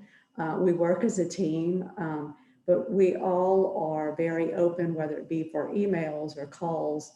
And prior to a grant cycle, we open ourselves up to having face-to-face or, in the last year, Zoom meetings with anybody that is considering applying, so that we can vet through some of the ideas that they have, or just for an introduction with the organization.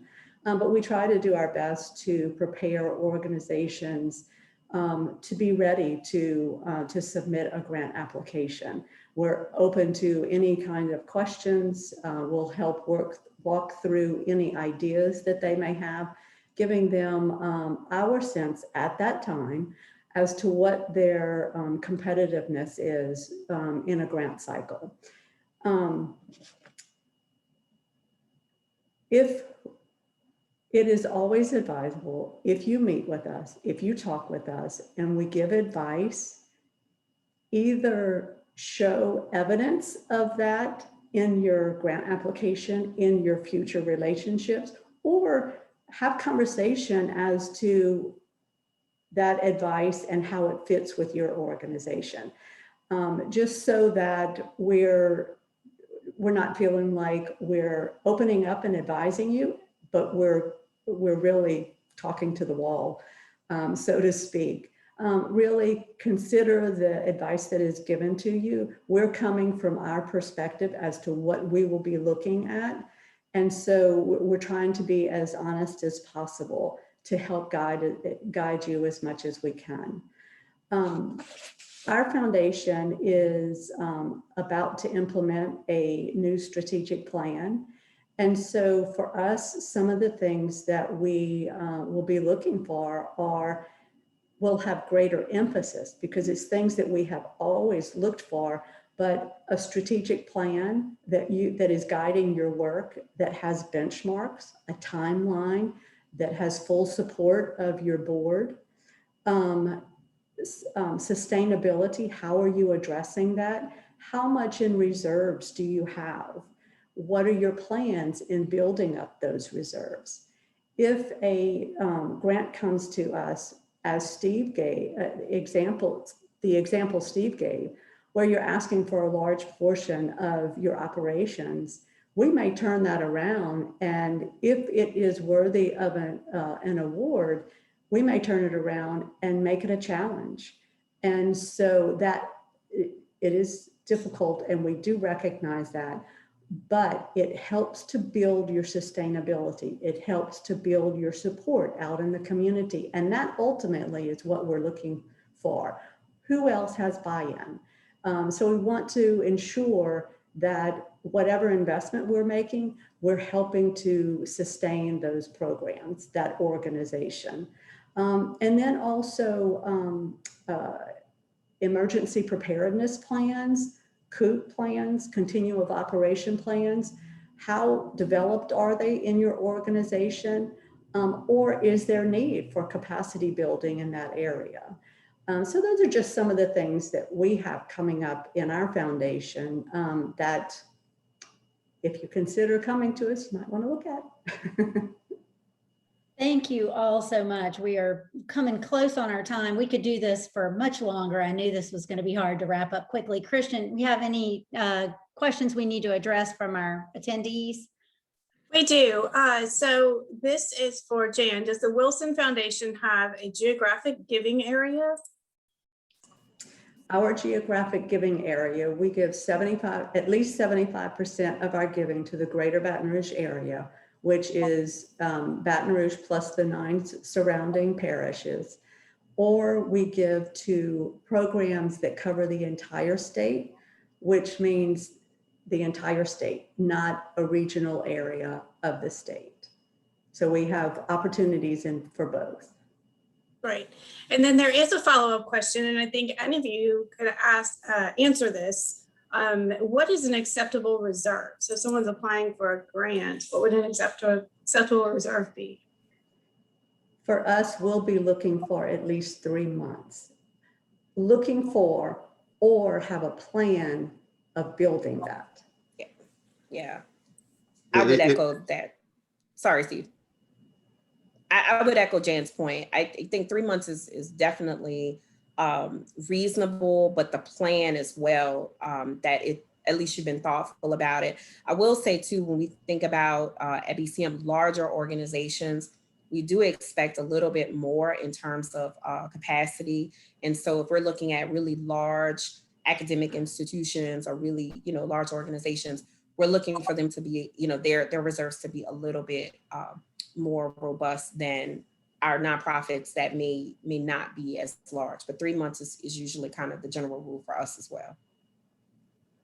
Yeah, three months is fine, but it's going to depend on the organization and what they're doing. So if you've got a massive spend rate, depending on what you're doing, then it might need to be altered a little bit, just kind of depending on what the specific nonprofit is doing. Thank you all so much, Christy, Jan, Steve. This was great. We may need to be repeating it again. Thank you to everyone that attended. We are going to take a break. So what's going to happen is you can log off or log back on with your link. You can stay on. We're going to stop the recording and stop the screen. We're going to be back at 10 o'clock with Beverly Brooks Thompson, who's going to kind of talk about that corporate social responsibility. So you've been funded. What do you need to be taking care of, and your responsibility back to the funders, corporate foundations, whatever. Beverly is a great speaker if you've not seen her before. So please join us back at 10 o'clock. No, 10 o'clock, 11 o'clock. The day is flying. 11 o'clock for our final session of this first exciting symposium sponsored by Shell. So thank you all so much. Thank you, panelists. Appreciate Thank you all so much. You. Thank you. Thank you. Okay. All right, everyone, welcome to the third session of our first LANO Symposium. And I'm gonna let Jill take it away.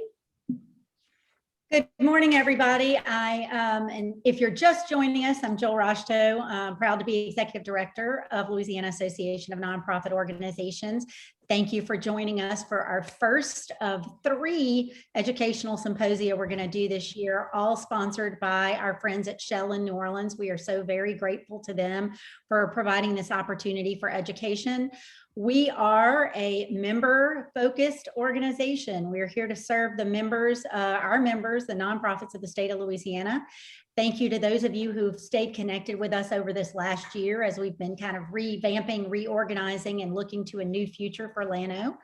And I'll just repeat again, if you've heard this spiel before, my apologies, but we've got a new entry-level rate, only $100 to become a new member of LANO, or come back if you're a lapsed member.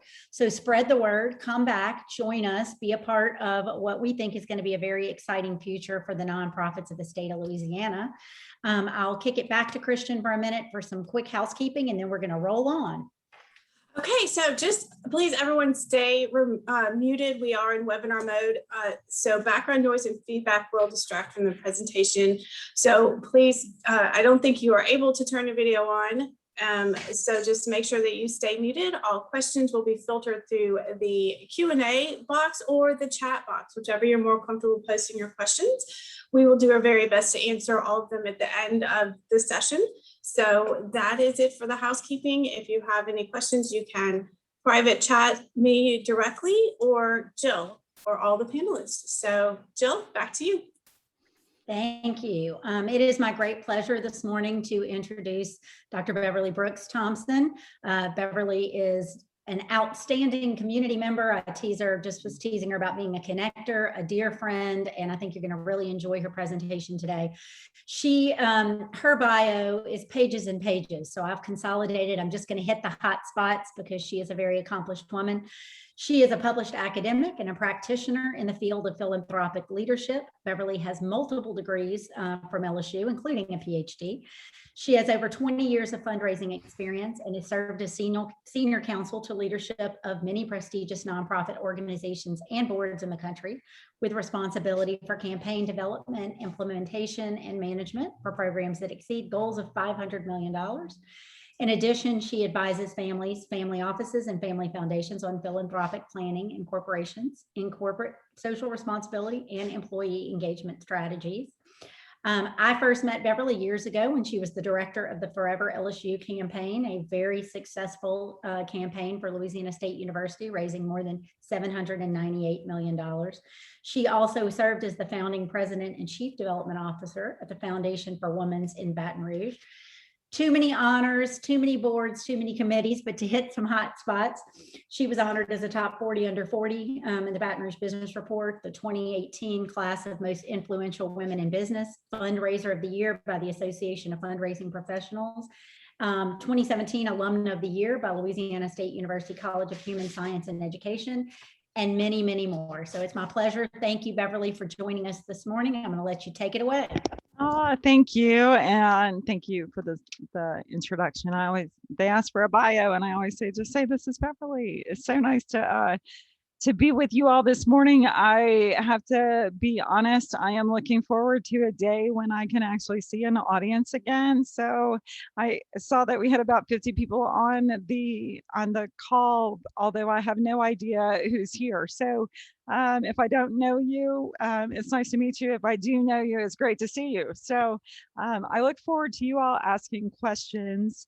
I wanted to Jill called and asked if I would be willing to do a session, and we discussed what might be relevant. And in this changing environment, in this changing universe, the conversation that I'm having over and over, and many of my colleagues at Carter are having over and over, are in relation to corporate giving, foundation giving. How, last year it was all about how do we pivot, how do we change these events, how do we do these things, and um, you know, I I have to be frank with you.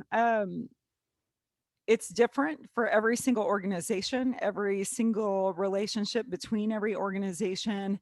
And when I say that, I get frustrated with myself because we're hearing the same things over and over, but the strategy that we would employ is different for every organization because it depends. It's not a great answer, but it depends. So what Jill and I came up with, and what I thought might be really helpful, is getting in the mind of corporations as they are going through decisions. And as Jill stated, I work with a lot of family offices, many of which have operating companies.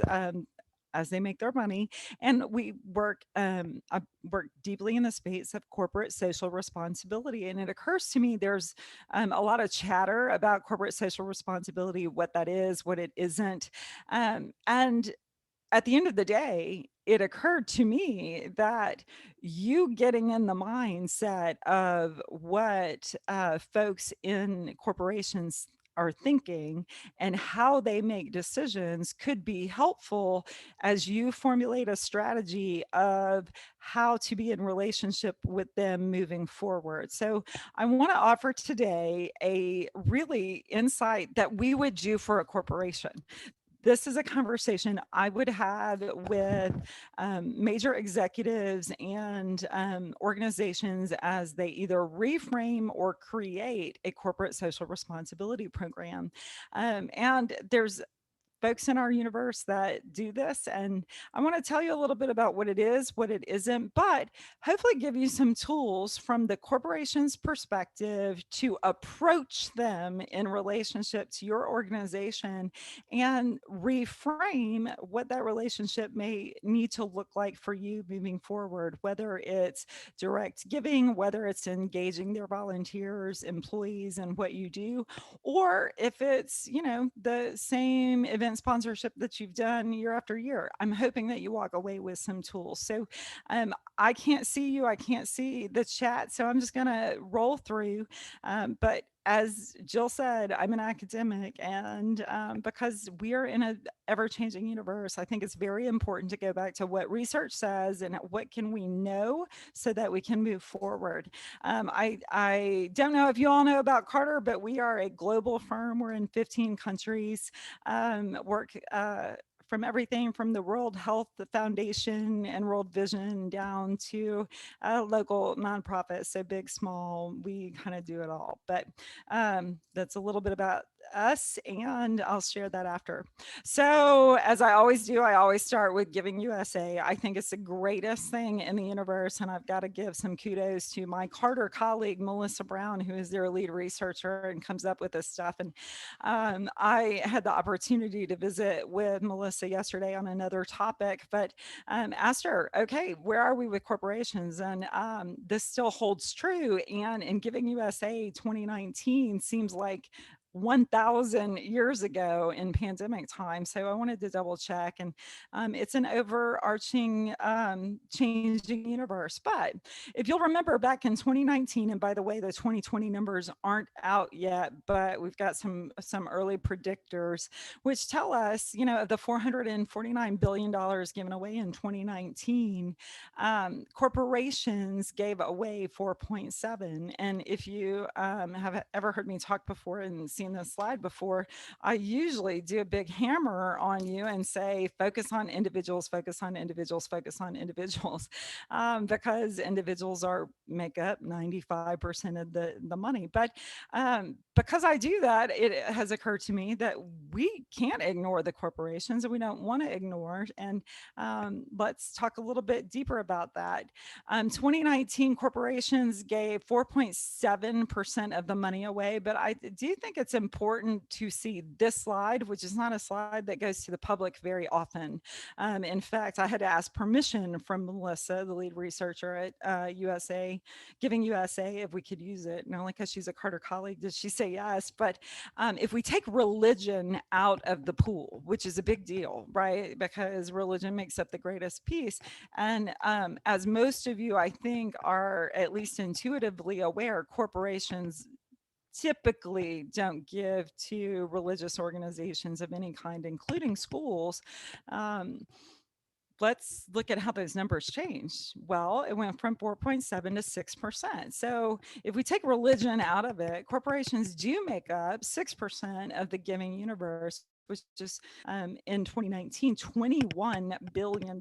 Well, the early indicators state that corporations probably gave more away last year than they have historically. They doubled down, but they did it in some unique and interesting ways that I'm interested to see what the data shows. But they are indicating that they did give money away, more money away in some ways, but what that looks like is still a little bit to be determined. We got to wait on everybody's tax returns.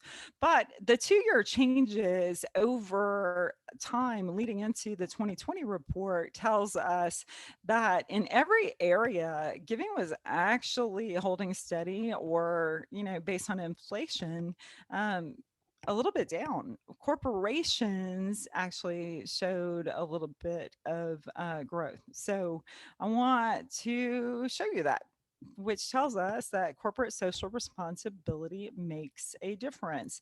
And companies are realizing that people won't go to work for them if they're not socially responsible. And I'm going to air quote socially responsible because we're going to talk about what that means. And if they are not engaged in the larger community. Now, some organizations have done that really well for a long time. Others are just coming around to it. But as our newer generation, the millennials and Generation Z, get into the workforce, the demand and the awareness, or as some people would say, the wokeness is a little bit different. They're demanding corporate social responsibility in organizations big and small. So we'll dive into that a little bit. Giving by corporations, 2019, this is just another way to look at it and what you can see over time. And again, this is inflation adjusted in the yellow line in current dollars, but it's still up 11.4%. It still only makes up 6% of the market, but that demand is starting to be reflected in big numbers. And remember, these are billions of dollars. So I think this gives frame and context to the rest of our conversation. So corporate social responsibility and corporate citizenship are sometimes used interchangeably, but kind of the big dog researcher and folks that train you up to be masters, if you will, of corporate citizenship. And in fact, I've got to give some very serious kudos for my friend, Christy Oliver Reeves, because she is actually certified in this. And to my knowledge, one of the few in the nonprofit space and community relations space that is a master trainer for the Boston College Center of Corporate Citizenship. They are the Indiana University, if you will, to philanthropy. The Boston College Center of Corporate Citizenship is the thought leader and convener, if you will, of people in this space. So since I'm an academic, I do rip off and duplicate, but I always cite my work. So at the bottom, as defined, corporate citizenship is the combination of rights, responsibilities, obligations, and privileges of the firm or the corporation or the company as exercised within society.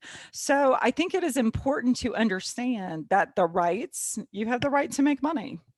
In the United States, you have the right to pursue happiness and to go out and build an empire if that's what you want to do. With that comes some responsibilities, and some of those responsibilities are legal, like we have to actually pay taxes. And if I look a little pale today, it's because I just wrote my tax check. I have the responsibility to pay taxes. I also have the obligation to treat employees in a certain way. I must abide by ethical and legal issues and laws, and am obligated to treat people in a fair and inclusive way, right? And with that comes some privileges. I have the right to make a lot of money or a little money or no money, right? So there's some privileges of being a organization or a corporation. And corporate citizenship and really corporate social responsibility gets into a gray area, if you will. And in fundraising, we say they should, they could do this. Oh, so-and-so has made a lot of money in ... company, in ABC company, and they should do this. Well, they don't have to. Or they could do that, but they don't necessarily have to by law. But we in the United States, and now really beyond our borders, are holding organizations to a higher standard. It's not just about making money.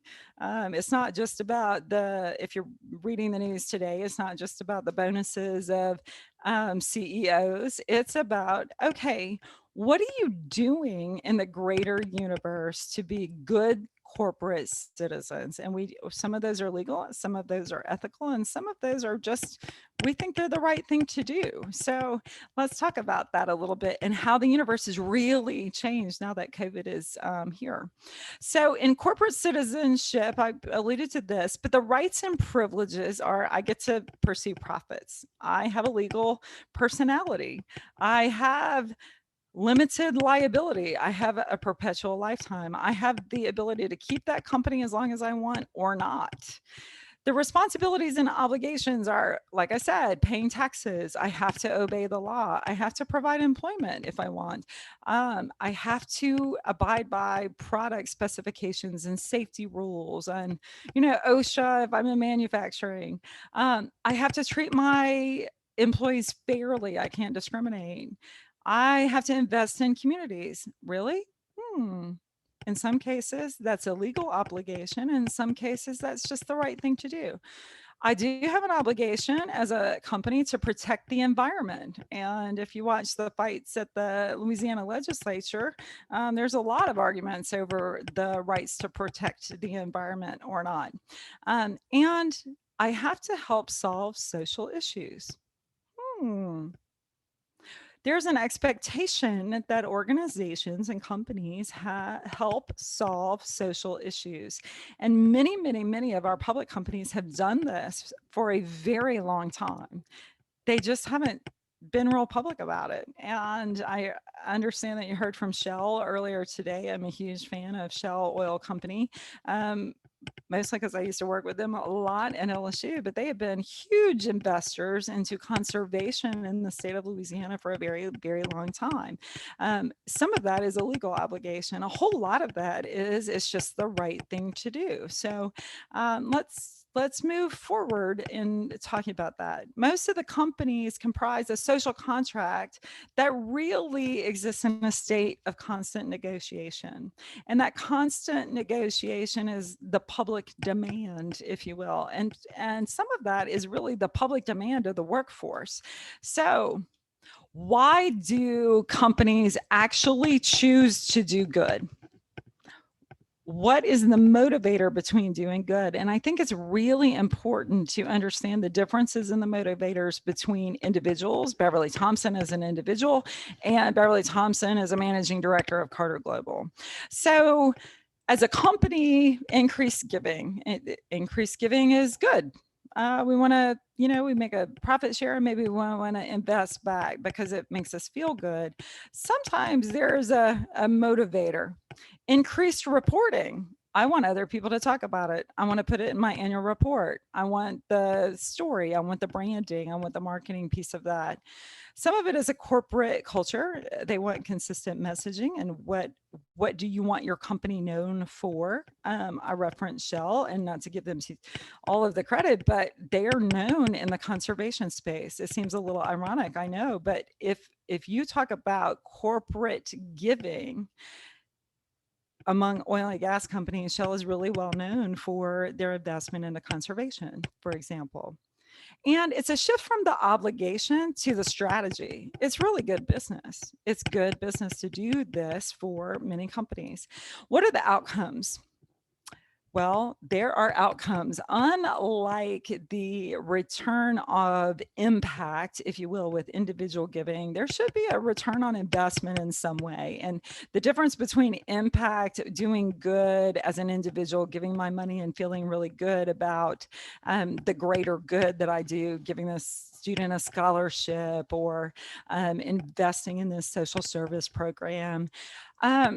There's an intrinsic motivator that it's maybe seen a little selfish, but honestly, it's just important that companies have the ability to continue to grow and to make money and increase market share. So increased sales and market share shouldn't be looked at as a negative. The more I do, the more I make, the better good I can do in the community.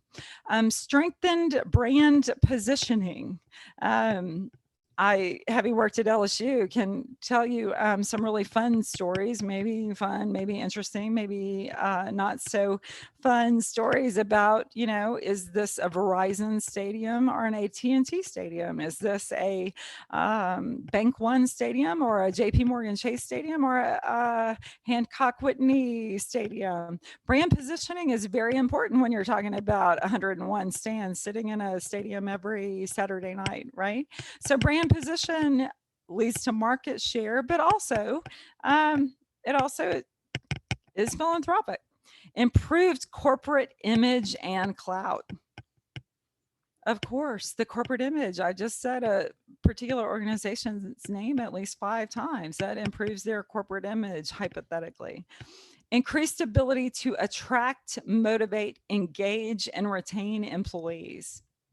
I'm going to say that one again because I believe that this is really the game changer right now. And what we're watching in the universe is the increased ability to attract, motivate, engage, and retain employees. If you've read Forbes to Psychology Today, one of the things that I think is a key takeaway for many, many, many of us is mindfulness after 2020. That I want to be more thoughtful. I want to be more mindful as a human and how I spend my time and what I do, where I spend my time, how I work. And I believe that the workforce is demanding this of companies. We want to work for companies that do good and do the right thing. And it is a company's differentiator on their ability to attract, motivate, engage, and retain employees. If you've never read Indeed comments or Yelp comments on job sites, they talk about this. People that are looking at organizations really talk about, I like the company because ... We go volunteer, or we gave back, or we do Toys for Tots, or whatever that is. Decreased operating costs. Wait, what? So in a company, especially as a small business owner, sometimes you want to reduce your operating costs. You want to change your balance sheet. Well, doing good is actually good for your business on your balance sheet. So sometimes you give money away and it helps you economically, especially when it comes to tax time.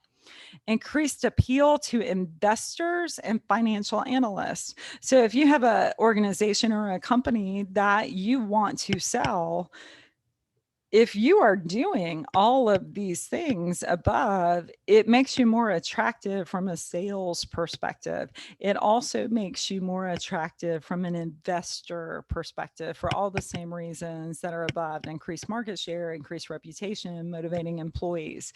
It's a clout issue. It's something you can brag about in your annual report.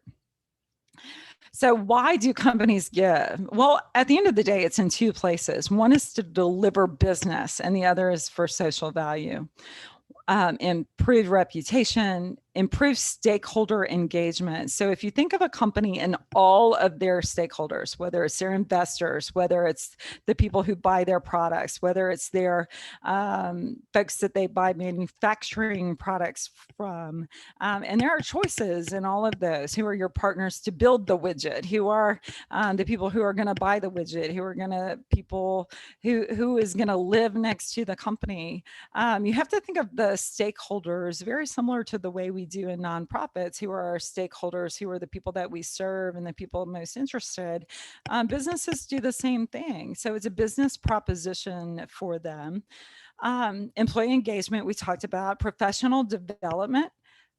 As a business value, giving back is a great leadership development tool. All my academic work is in leadership, well, philanthropic leadership specifically, but service is a great professional development tool. If somebody is volunteering on one of your boards as a nonprofit, it helps them get trained for management in my company. So it's a professional development tool, and sometimes that is loose and sometimes that is very scripted. For example, when I was the president of the foundation at Women's Hospital, I was extraordinarily grateful that Women's Hospital invested in me to go participate in Leadership Louisiana. That was absolutely professional development for me, but it actually helped the organization with, opening my mind to who could different partners be for us? What are different relationships could we leverage? How did I look at the universe? It was professional development personally, but it also, the expectation was that I brought that back to the organization as a new leader to the organization. So don't underestimate the opportunity for professional development. And I'm spending a little time on that because you are uniquely positioned to give people that opportunity. Improve the competitive context of the market, increase sales, of course, reach new markets. If I do good in the universe and you talk about it and you spread the word for me, perhaps I open up some new markets, or I can use that as leverage for new markets. And then really to stimulate innovation.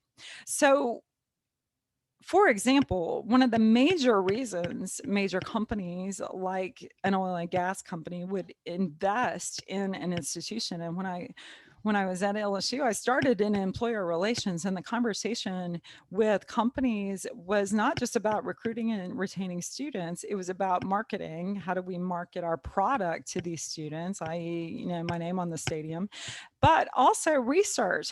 Can your intellectual property help me fix this problem?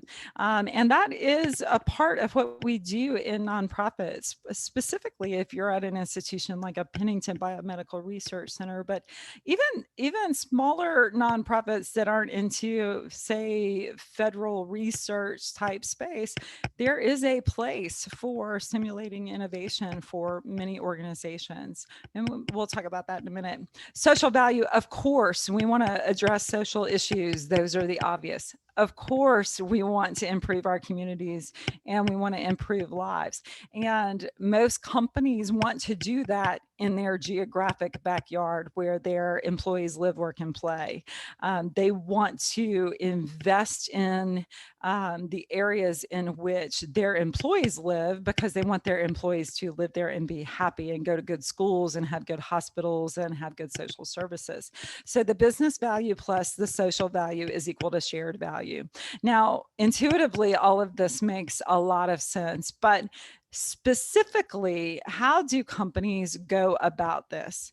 Well, speaking frankly, I think most organizations, from my observation, both in the state of Louisiana and abroad, and it's an easy place to fall is, we have this event, would you sponsor this event for us?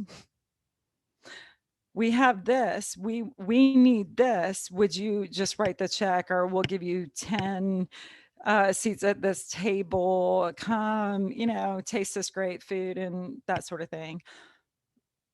That's been a frankly easy thing. And it's the fast thing. And I'm not saying it's the wrong thing, but I think moving forward, we really have to think inside of the head of corporations and be their true thought partners. And this is the playbook that they go by. They think of matching gifts. So, for example, my husband works for Halliburton. And remember, where we live, work, and play. My husband can give to a certain kind of organization that makes sense for Halliburton to give, not religious organizations, but certainly to STEM programs or schools, certainly to social service organizations within a geographic region appropriate to their contract where he works. And if he gives $1, they will match $1. They want to improve the area in which Corky Thompson lives, works, and plays. They also want to make heroes of their employees. They want him engaged. So that matching gift is a way to leverage not just their money into ways in which they want to play, but it's also a way to engage their employees. I'm going to say it again. It is a way to make heroes and local heroes of an organization. So matching gift programs are something, those easy calculators that you add to your websites, I think should not be utilized in the state of Louisiana. We have many, many global companies operating here that will match gifts. Dollars for doers, team volunteer grants, community grants, employee product donations, volunteer support grants, automatic payroll deductions, and annual grant stipends. I'm not going to talk about annual payroll deductions. That's literally Beverly Thompson shows up for work. I get to check a box of a particular organization and you donate on my behalf. We don't need to talk about that. And we really don't need to talk about the annual grant stipends. What I do want to talk about is the theology, if you will, behind some of the other things. But like we talk about the way individuals give, we need to really understand the vehicles by which employers give. Direct cash through grants. I'm going to write you a check. I'm going to have you fill out this really brief application and I'm going to write you a little grant check. Sponsorships, those are the obvious. You have a $5,000 sponsorship. I'm going to put your logo somewhere.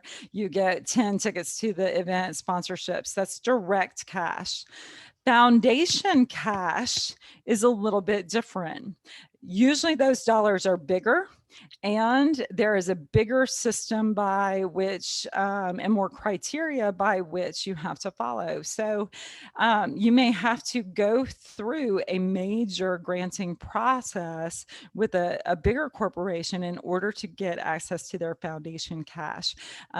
Again, those are the same criteria that you would have if you were working through a major foundation, a family foundation, but they're usually aligned with the corporate strategy and values. And those applications are deep and those relationships are long. It is not quick. There is a pretty serious return on investment for that. So intellectual property, engagement of employees, we want to hire your best and brightest. There is a significant reason why somebody would give you foundation cash. And then of course, there are all the non-cash ways people can give you things, product donations. Pro bono services. This is becoming a very, very big deal post-pandemic. Pro bono services, and we're going to talk about that.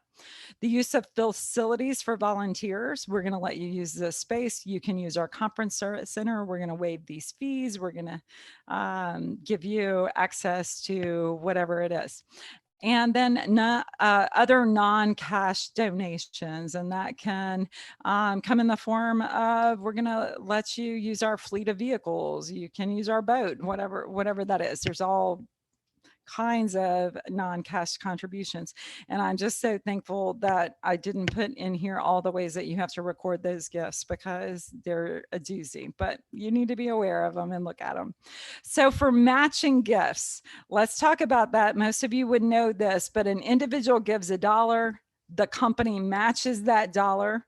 It is the onerous of the employee typically to fill out the paperwork. One of the things that you need to do as nonprofits is make sure that you know where people work. Ask them on their on your websites, or give them the opportunity to do that in your forms, and say, do you have a matching gift? And if they say yes, the onerous is on you to chase them. Many of the national programs like matchinggift.com will aggregate all of the paperwork. But if you're chasing my husband, there's like 7 Halliburtons. But you can at least say, hey, Mr. Thompson, we see that you have matching gifts. Can we send you to this website to pull the paperwork, or would you do this? So that can be worth it. Somebody gives you $500 to have a match. There is generally a lag time for that. And we call them matching gifts because if it weren't for the individual and the individual's willingness to match the paperwork, then we would not have leveraged the money. So you all know that as soft credit. But I think it is important to understand that for every company, there are different rules for matching gifts. For every single company, there are different rules for matching gifts. And inside of major corporations, there can be a lot of little corporations with different types of matching gifts. So a major 20,000 person company that operates in different countries, it may just be based on the region. But this is my particular favorite tool to leverage for organizations when we're writing corporate social responsibility plans. 1, because it engages their employees. 2, because it takes all of the work off of the company and it puts it in the hands of the employee.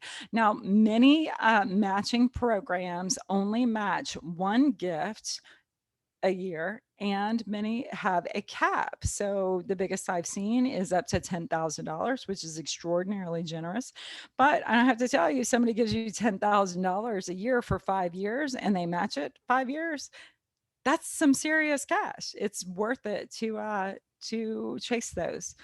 Dollars for doers and team volunteer grants. One of our local heroes here in the Baton Rouge area where I live is ExxonMobil, and they have both matching gifts and they have a dollars for doers. So if somebody comes and volunteers with you for a particular amount of time and you book that time and they turn in the paperwork, they will write the organization a check. But you have to, as a nonprofit, give the organization the vehicle, if you will, to volunteer with you.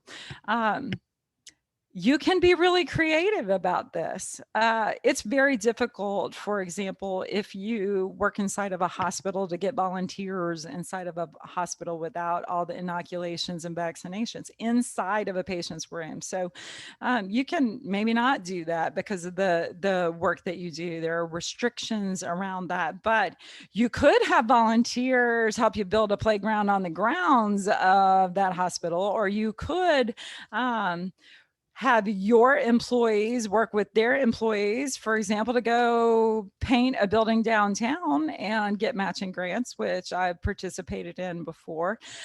Be creative and think through the vehicles in which you can engage corporate volunteers to help you do something. Cristo Ray here in Baton Rouge, when they were moving back into their facility after the floods of 2016, had ExxonMobil. They had, I don't know, 50 or 75 ExxonMobil employees come in ExxonMobil t-shirts and literally come unpack the furniture. And in addition to the help, which was amazing because they had 5 team members that were able to help, leveraged into 80 or so. They also got a stipend grant for that, which was a terrific way. You just have to be imaginative in how to do this. And I will tell you, I think this is one of the places that is a huge opportunity for organizations moving forward. Companies are not just going to write you a check for sponsoring the event. Not that your event isn't lovely and great, but those of you who know me really well and have heard me talk, events, and I always say events raise awareness. They don't necessarily raise dollars. This is what I'm talking about. Companies are thinking more strategically in that I want to recruit and retain employees and engage my employees, and my employees are demanding that. This is a way to really leverage the change of thought of this generation and really the generation post-pandemic. How can we put our employees to work for good of our community and our organization? So I spent a lot of time on this one, but I think it's really important.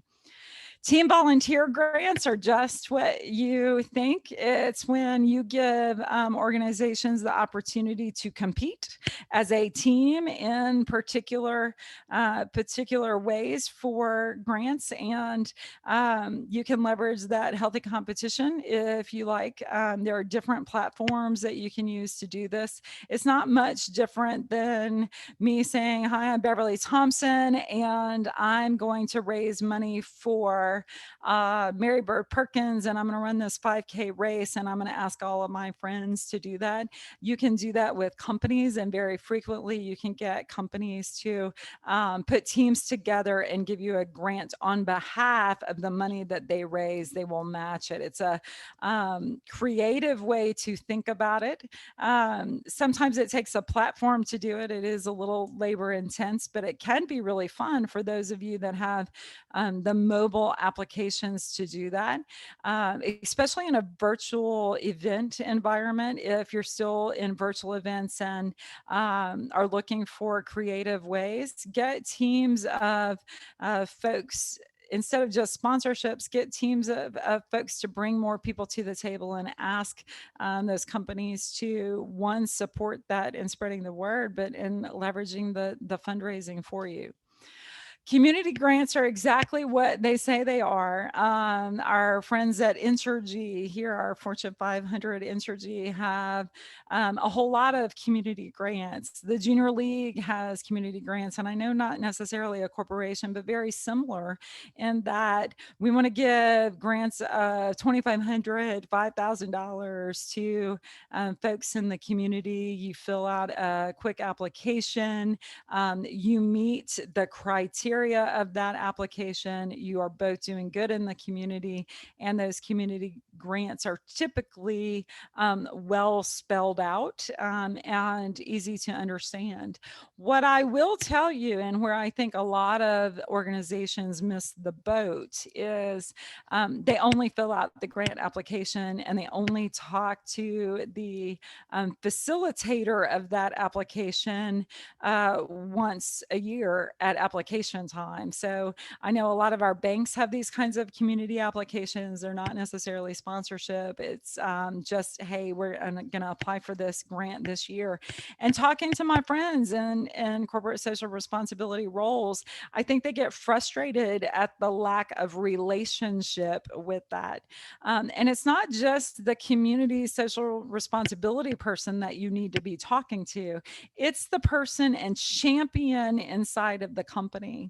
So community grants always go better if you have a inside champion to help you. Well, how do you build relationships and get inside champions? Well, it's that employee engagement piece.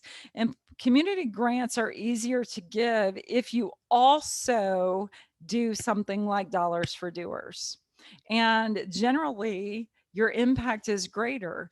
One, because you're meeting multiple needs. One, you're engaging employees. Two, you're giving them professional development, volunteer service hours that make the organization look good. Put them in your shirts and take the picture in the annual report so that they can share them. Then that $2,500 grant might be $5,000. And when you do that, maybe they invite you to participate in that greater corporate foundation initiative. Don't just go for the easy once a year low hanging fruit. We are in the relationship businesses as nonprofits with major donors. The way to do major gifts is not that much different. You just have to understand the vision by which they're coming from in a corporation. I have no idea why the computer is green and everything else is purple, but product donations is another way that organizations can help you. I have some friends that are in the Cajun Navy and 360 Good. And one of the things that I think they have done an amazing job of doing is leveraging major corporate allies in helping after disasters. Well, I'll tell you, there's no reason why you can't have conversations with organizations about product donations. And if you have the space, doing that in bulk to help serve your community. My first donation ever was at LSU in a professional manner. I was working at LSU Career Services. Shout out to my friends over at Career Services. And we were in the basement of Coates Hall at LSU. If you've ever been there, it's not the most beautiful, or it wasn't the most beautiful space. But a manager at Dow was talking, and he's like, in a chair, and he's rocking back and forth, and we're talking about internships. He's like, oh my gosh, this furniture is from 1962. And I was like, I know, just don't lean, you might fall. And he said, you know, we're redoing our building at Dow. Could we donate, like, the furniture that we have, although it is used, would be better than what you have right now? Can we give you file cabinets and chairs? And I'm sure at the time I was breaking all kinds of university rules, but I went to the director and said, hey, they've got file cabinets and chairs and new desks. Can we do that? And the Star Employer program at LSU was born. Well, that led to some computer donations, that led to a corporate partnership and thought process of how could we do this bigger with other organizations, and not just in product donations, but in other things that were meaningful, like money and research to the institution.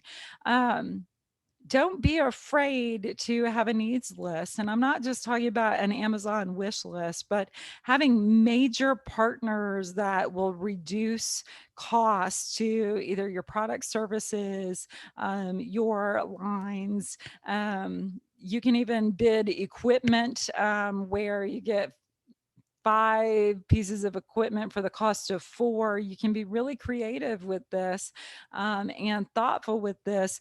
If you are doing your homework inside of your organization about the greatest needs and the greatest products and services that you use, as well as having conversations with the folks that want to support you.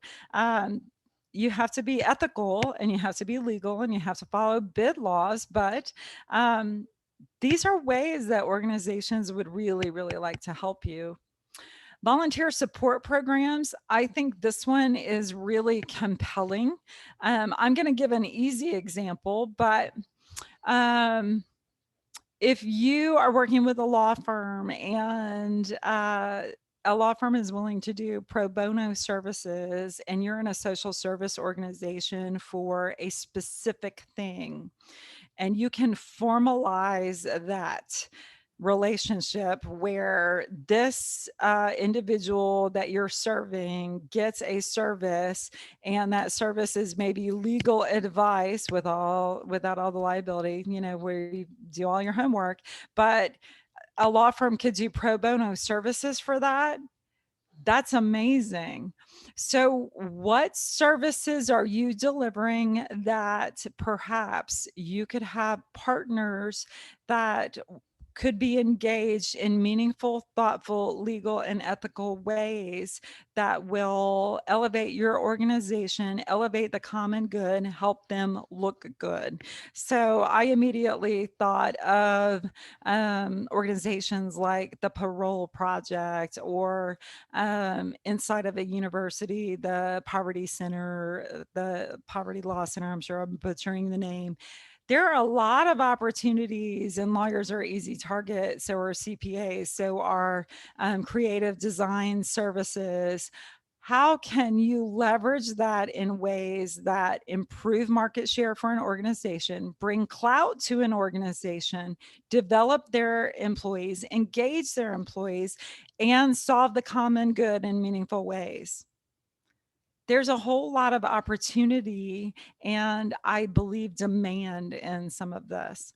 Now, I'm going to include these slides. I'm not going to go real deep into them, but when we work with companies, we ask the corporate social responsibility people or the leadership team who's really thinking about instituting a program like this, who are your company stakeholders? So I included this because companies think like this. Their internal stakeholders are senior management, business unit management, unions, retirees. Retirees are awesome, y'all. Domestic field offices. Their external stakeholders are maybe influencers, government officials, community leaders, nonprofit organizations, media, shareholders, advocacy groups.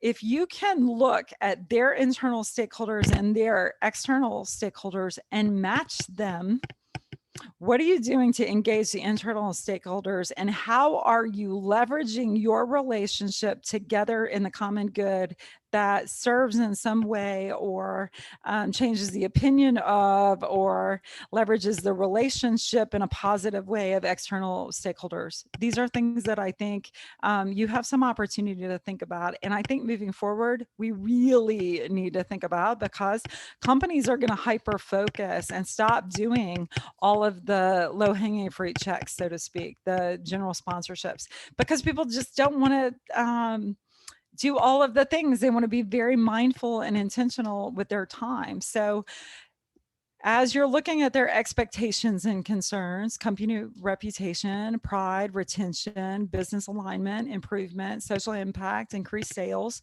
products, services, we need to really think about these and look at partners in solving those problems and doing them together for the common good. So these are the things that Right. external stakeholders think about. Yes. Beverly, I'm bouncing in on you. You got 5 more minutes. Okay. Good, because I'm right at the end. What are they thinking about? Companies, they're thinking about their budget right now.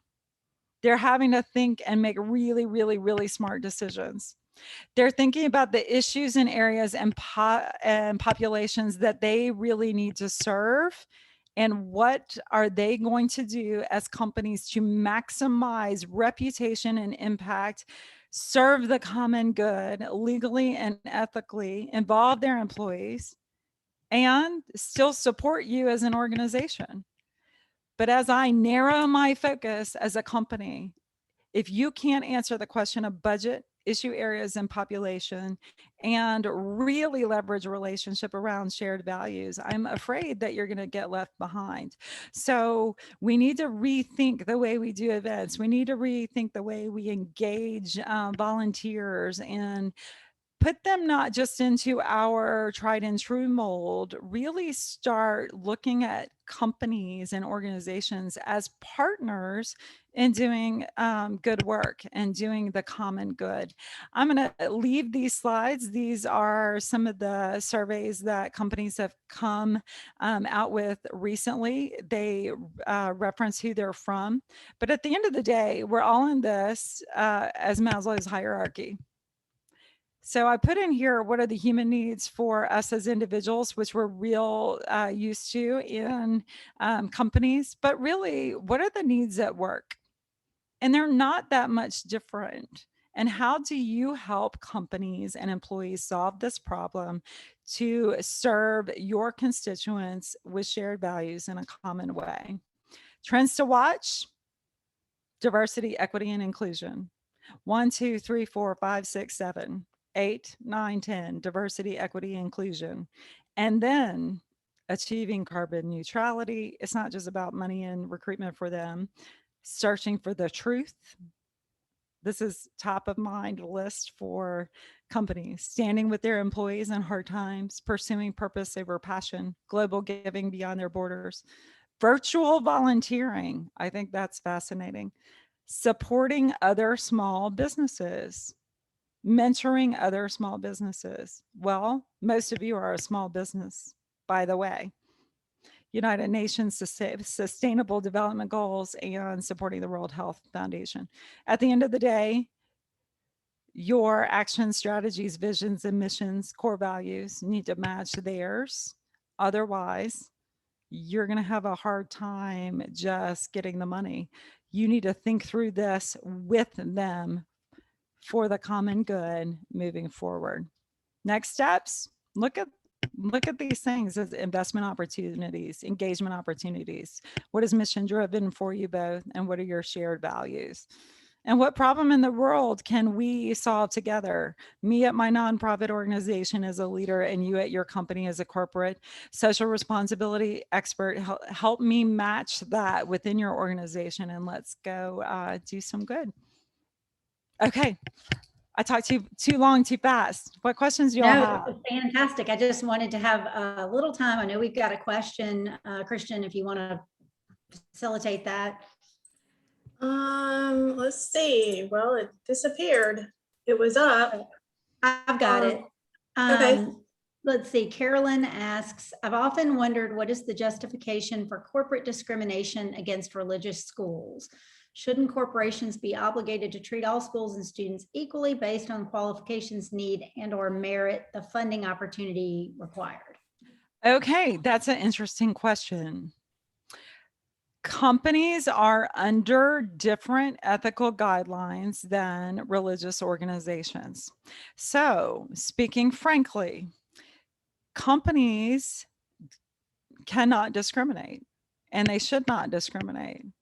Private organizations, including schools, can legally discriminate. They do not have to serve everybody. And companies very frequently carve that out of their matching programs in an effort not to get tagged in a negative way. It's not that they don't celebrate the education at the school. They don't, it's not that they don't believe in individually the STEM program, but very, very frequently in religious organizations, specifically around the ways in which we treat gender orientation, sexual orientation, are acceptable inside of a religious organization because people have the same theology, and it is not acceptable inside of a corporation. So rather than make the mistake, they eliminate the mistake. So religion is an easy cut because theologically, I may agree with you or not, but I don't want to get caught in a public trap for some decision that a religious oriented organization makes that I may not agree with philosophically. So it is a tricky and complicated problem. But Thank you. It is a very real problem, and state by state it is different. So if you're a global corporation, what is acceptable in California and legal in California and ethical in California is maybe not legal and ethical and same standards in Louisiana. So I don't have enough people to do that. But excellent question. So it's not that they don't think you're doing great work. It's that I can't be responsible for your decision making in a legal and ethical way as a company. Thank you. Beverly, thank you so much. To everyone, know that this has been recorded, and for those who attended today, and we've had some people that couldn't attend, we're going to be posting this, right, and I'll let Christian, we'll send a follow-up email to let you know how you can access the information. Thank you for joining us for our first amazing virtual educational symposia. The next two are August and November. So those dates are on our website, and we'll be sending you that information out. We'll do two more with different themes to the days. Don't know what they're going to be yet. Well, that might be asking you all for some feedback. Thank you again to Shell for their generosity in making this possible. Beverly, thanks for your time. Christian, thanks for your hard work. And everyone have a great day. Thanks for joining us. Yeah.